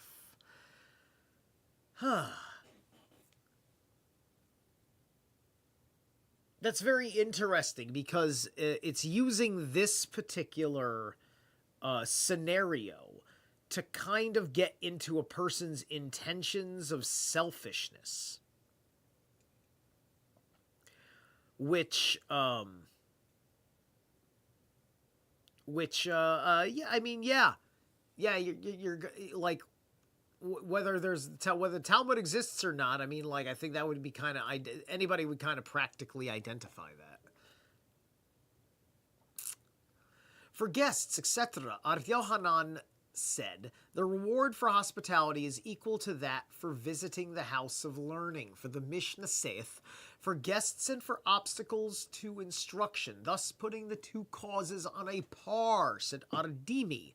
Hospitality is even a greater virtue, for it is given the precedence over instruction. Ad-Dahuda said in the name of Rab, hospitality is even a greater merit than receiving the shakana. Interesting. As it is written in Genesis 18:3, and he said, my Lord, if now I have found favor in thy eyes, pass not away, etc., showing that Abraham let the Lord wait while he went to receive his guests. Said, Elazar, come and see how the custom of the Holy One. What? Okay, he said, my Lord, if now I have found favor in thy eyes, pass not away. Showing that Abraham let the Lord wait while he went to receive his guests.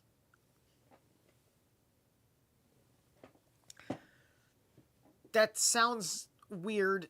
Doesn't that sound weird to you? Does that sound like it doesn't make sense to most of your understanding of your relationship with your God?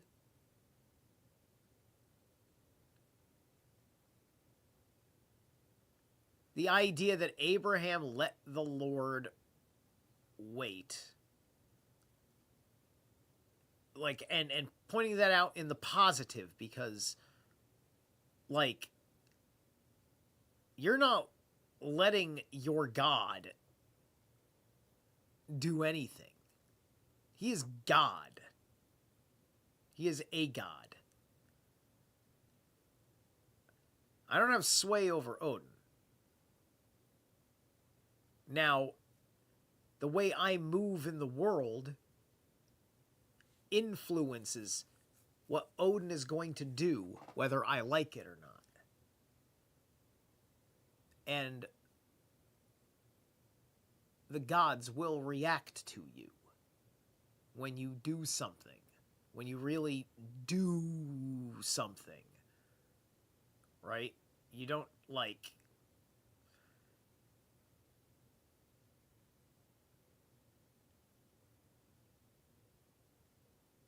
if we, we're talking about principles that transcend relationship with God anyway, about doing something and being, bestowed with what you're looking for, which would be like Abraham and, making sure he has grace, right?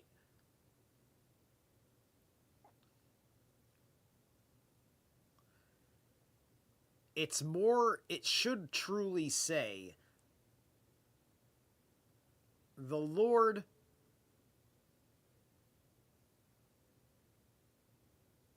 waited for Abraham to receive his guests. If it had said it that way, that would have made perfect sense to me. So let's take a look at this. I have to open up the app. I want to take a look at this one. I want to judge my interpretation of it. All right.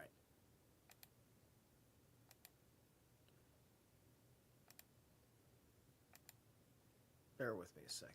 What was it? It was Genesis 18. Genesis 18.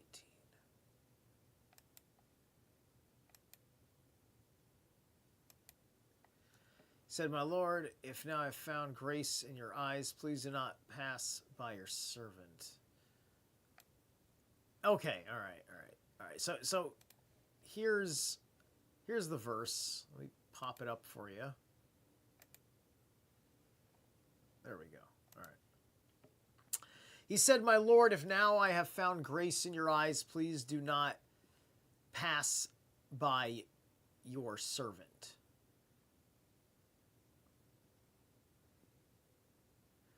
Yeah.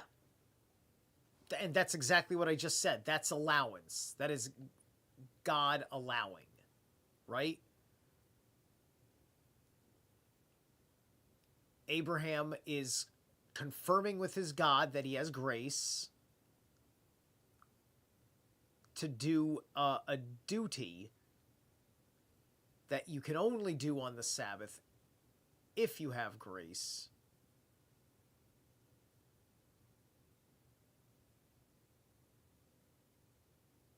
Which is to let servants come, right?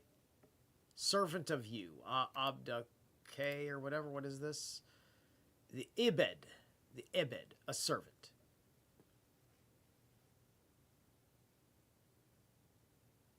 So this is well, this would be about what? Like, are these like Shabbat Goy that are involved in the thing? All right, let's go back to 1. Yahweh appeared to him, the oaks of Mamre, as he was sitting at the opening of the tent when the day was brightly warm. When he lifted up his eyes, behold, he saw 3 men standing by over against him. As he saw them, he ran from the opening of the tent to meet them and bowed down toward the earth. He said, "My Lord, if now I have found grace in your eyes, please..." What's this about fucking 3 men?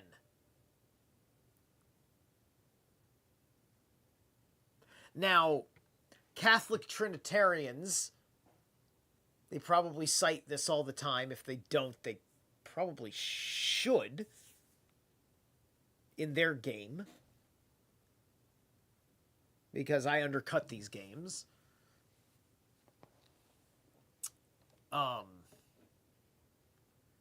Let a little water now be taken, then wash your feet and lean back under the tree. Let me take a morsel of bread and brace your heart.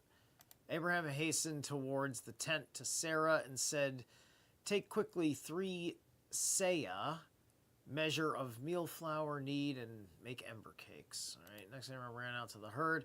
All right, then he's just going through the process here with stuff. That's fine.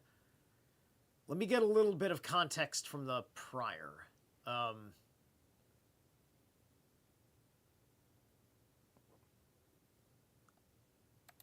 Okay, hold on. So he had an Elohim experience over here. So hold on.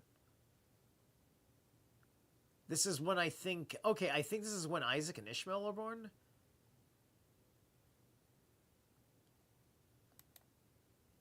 Can a child be born to one who is 100 years old? Yeah. So this is right after the whole Isaac Ishmael situation occurred, right?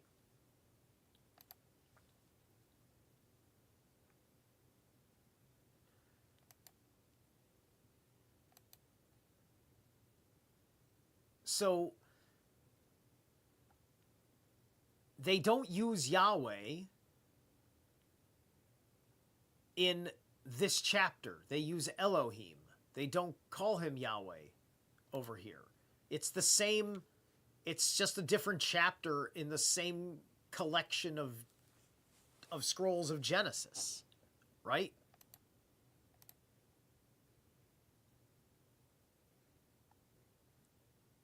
So this is under his pantheon of gods that this is happening in the Elohim. But then Yahweh of his Elohim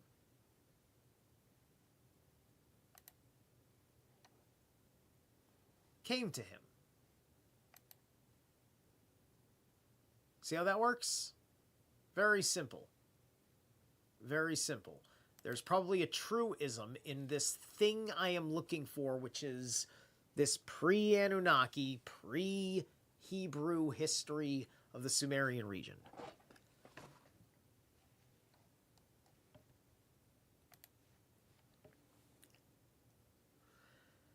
For guests, etc., Ad Yohanan said the reward for hospitality is equal to that for visiting the house of learning. For the Mishnah saith for guests and for obstacles to instruction, thus putting the 2 causes on par, said Adimi. Hospitality is even a greater virtue, for it is given the precedence over instruction. Ar Yehuda said in the name of Rab, hospitality is even a greater merit than receiving the Shekinah. It is written in... Okay, I'm sorry, I'm reading all of that. So the Holy One, blessed be he is unlike that of human beings. An insignificant man cannot say to a great man, stay here until I come back again.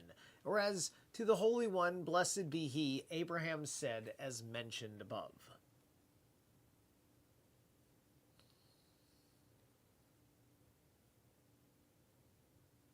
To be holy is to merely be whole with oneself, and to be whole with oneself allows you to have resonant frequency with the gods you are meant to have your relationships with in this life. said Ar Yehuda bar Shaila in the name of Ar Asi, quoting Ar Yohanan, there are 6 things the interest on which a man consumes on earth, while the principle is given him in the world to come. They are hospitality, visiting the sick, contemplation before prayer, attending the house of learning, educating children in the law, and charity in judging others. Is this so? Have we not learned in a Mishnah there are the things the interest of which a man consumes on earth, and the principle of which is given him in the world to come? Honoring father and mother, doing favors to neighbors, peacemaking among men, and above all, the study of the law. Now, if the Mishnah says these are the things, it means no others. Nay, the 6 things previously mentioned are included in those subsequently enumerated. Hospitality and visiting the sick are included in doing favors to neighbors. Contemplation before prayer is a favor to oneself, as it is written. Proverbs 11:17, the man of kindness doth good to his own soul, attending the house of learning and educating children in the law is included in the study of the law. Charity in judging others is included in peacemaking among men. And Ar Yohanan does not dispute the Mishnah, but merely expounds it. The rabbis taught one who exercises charity in judging others is charitable, dealt with when judged above. It once happened that a man came from Upper Galilee and hired out to a master in southern Palestine for 3 years. On the last eve of the Day of Atonement, when his term was up, he asked his master for his wages so that he could return his wife and children. The master replied that he had no money. Said the man, then give me my money's worth in grain. And the master answered, I have it not. So the man said, give me my money's worth in land. And again the master replied, I have it not. What? Wait, how would you have it? Day of Atonement. So hold on. The rabbi said, one who exercised charity. It once happened that a man hired out to a master in southern Palestine for 3 years. On the last eve of the Day of Atonement, when his term was up, he asked his master for his wages. How did this guy have a fucking master who didn't even have fucking land? Except for his own land. And you owe him. Sorry, dude, you got to give him his land.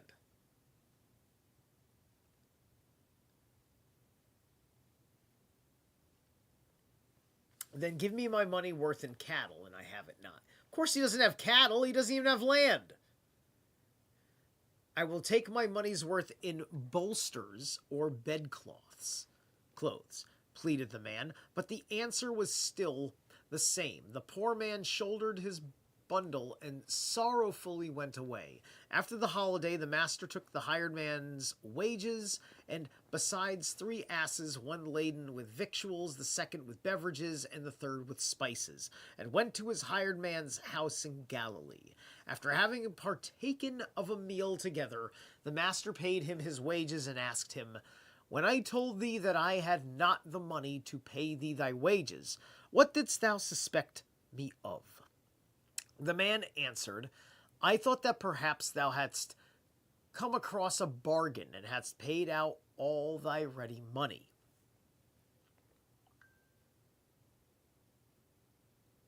And when thou asked me for cattle and I refused thee, what didst thou think then? I thought that thou hadst hired out thy cattle on some other farm, and thou couldst not give me any at the time. And when thou asked me for grain and I refused, I thought perhaps thou hadst not yet paid thy tithe, and hence thou couldst not give me any. And when I refused 3 land, I thought perhaps thou hadst rented it out. And when I refused 3 bedcloths, then I swore that thou hadst devoted all thy possessions in honor of the Lord. I swear to thee then that such was really the case.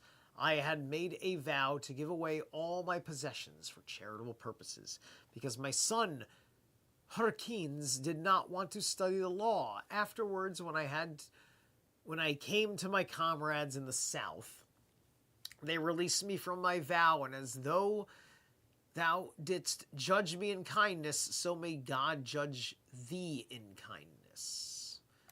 All right, so hang on right here. How many pages in did I actually get? We got 1, 2. We got 2.5 pages in this half an hour. All right. We're gonna take a break, and then we're gonna keep going, and we'll probably be done at 7:30. All right. Next song is Hematamis. No, that's the guitar playthrough. That is. Or is that the song, but the video is guitar playthrough? Let me see here. I need to, like, because if this isn't, like, the song, the official song. This is, like, on the band's YouTube channel I'm playing this stuff. So, all right, let's give this a second here.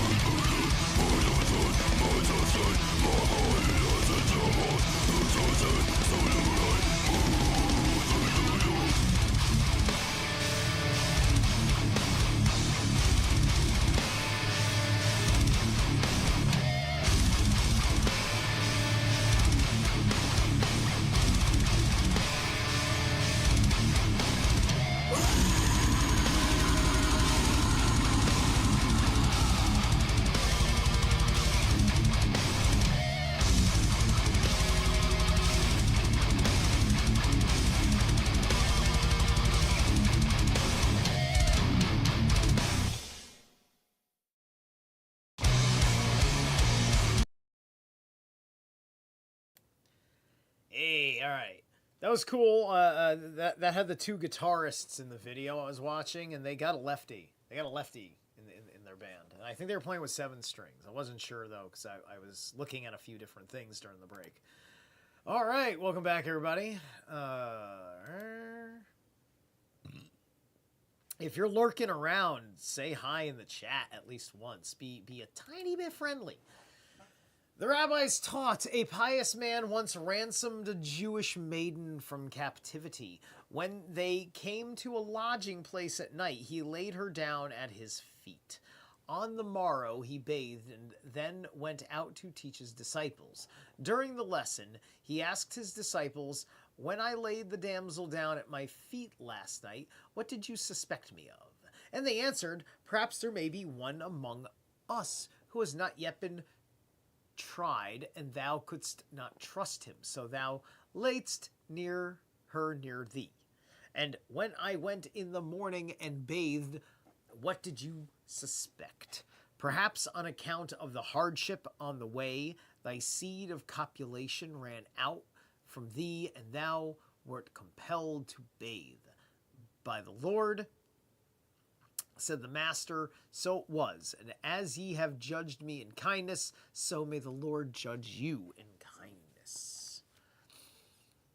The rabbis taught it happened that the sages had business with a Roman matron, to whom all the great men of Rome came for advice, and they could not decide who should go to her.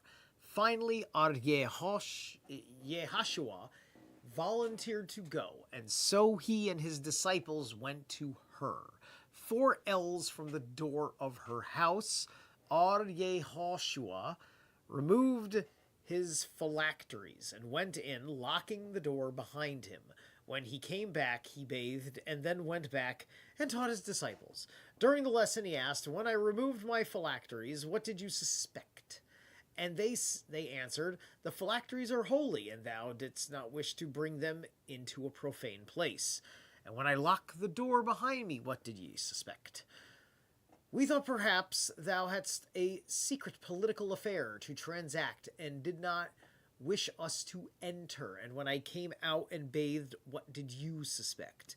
And they replied, "We thought perhaps some of the matron's spittle had accidentally dropped on thy garments, and thou hadst to bathe."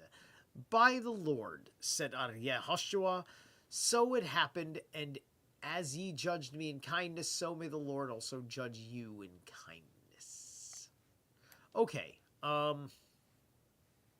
just want to double check my pages here real quick. So, that was 1, 2, 3, this is the 4th, 5, 7, 8, 9. Right, that's about 10. Yeah. So, okay, good.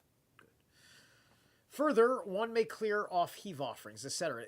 Is this not self-evident? It might be assumed that the heave offerings, being in possession of a plebeian who is not allowed to partake of them, they must not be handled. But the Mishnah comes to teach us that because a priest is allowed to eat them, they may be handled by everybody. And dried broad beans. The rabbis taught Hatzav, a certain plant, the roots of which grow deep into the ground but do not spread, may be handled on the Sabbath because it is food for deer. Mustard may be handled because it is food for doves. Simon ben Gamaliel said that pieces of glass may be handled because ostriches eat them. Said Nathan, in this case, twigs may be handled because they serve elephants for food. What did Simon answer on Nathan? Ostriches are more frequently owned by men than elephants. Said Amamar, Simon ben Gamaliel means to say that only one who possesses ostriches may handle pieces of glass. Said Ashi to Amamar, if this is so, what did Nathan question? If one possesses elephants, he may surely handle twigs. So, Nathan means to say that because twigs serve as food for elephants, anybody may handle them. And the same applies to pieces of glass, because they serve ostriches for food. Everybody may handle them on the Sabbath. Okay. Bundles of straw, etc. The rabbis taught bundles of straw, bundles of stalks, and bundles of reeds may be handled provided they are designed for cattle fodder. Otherwise, they must not be handled. Simon ben Gamaliel said, if the bundles can be lifted with one hand, they may be handled, but if not, they must not be handled. Bundles of saturea, abrotanum, and thyme, if prepared for fuel, must not be used on Sabbath, but if prepared for cattle food, may be used. Grain from an ear of wheat, etc., may be taken by hand only, but not with a vessel. One may even take a few grains from growing ears with his fingers and eat them, but must not take them with a vessel. So saith Ar Yehuda, but the sages say that one may do this with his fingers, but not with both hands, as usually done on weekdays. The same ordinances hold good for any other spices. It was taught salt meat may be handled on Sabbath, but fresh meat must not be handled. According to Arhista, but Arhuna permits this. The rabbis taught salt fish may be handled, but stale unsalted fish and meat may be handled,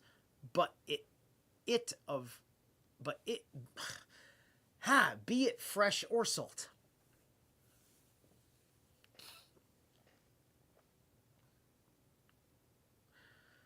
The rabbis taught bones may be handled because dogs eat them. Putrid meat may be handled because beasts of prey eat it.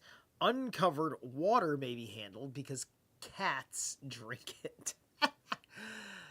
Our Simon ben Gamaliel, however, said that all these things should not be kept in the house even on weekdays because they are dangerous. Yeah, that should be just fucking common sense. Imagine you don't have common sense, and you needed Simon ben Gamaliel's words from the grave to remind you that that's dangerous. Mishnah, one may set a basket on end for chickens in order that they may climb up or down upon it. A runaway hen may be chased until she goes back again. One may lead about calves or young asses to exercise them. A woman may lead her son about to give him exercise. Ar Yehuda says, when may she do this? If the child lifts one foot and sets down the other, but if it trails its leg behind, she must not.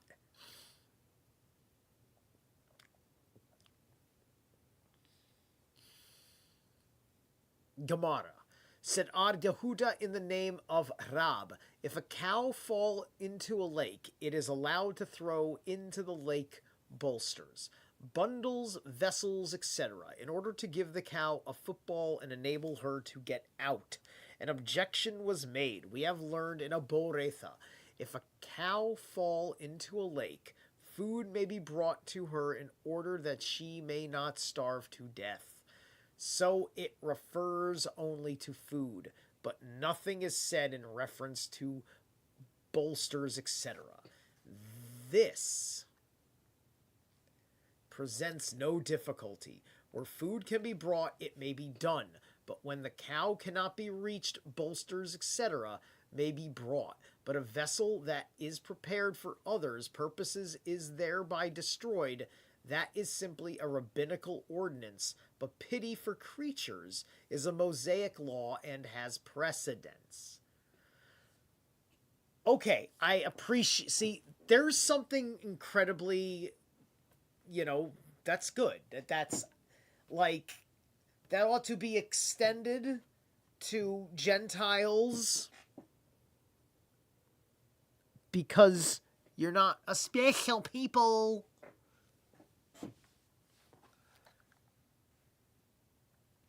A runaway hen may be chased. Ugh. Let me double check this again, because I'm trying to split this down the middle. 1, 2, 3, Yeah. Okay.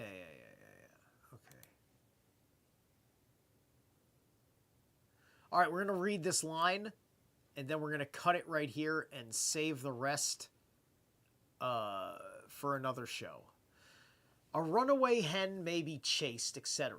The hen may be chased, but not led. This is a similar teaching to that of another Boretha, wherein we have learned that all animals and birds may be led about in private ground with the exception of a hen.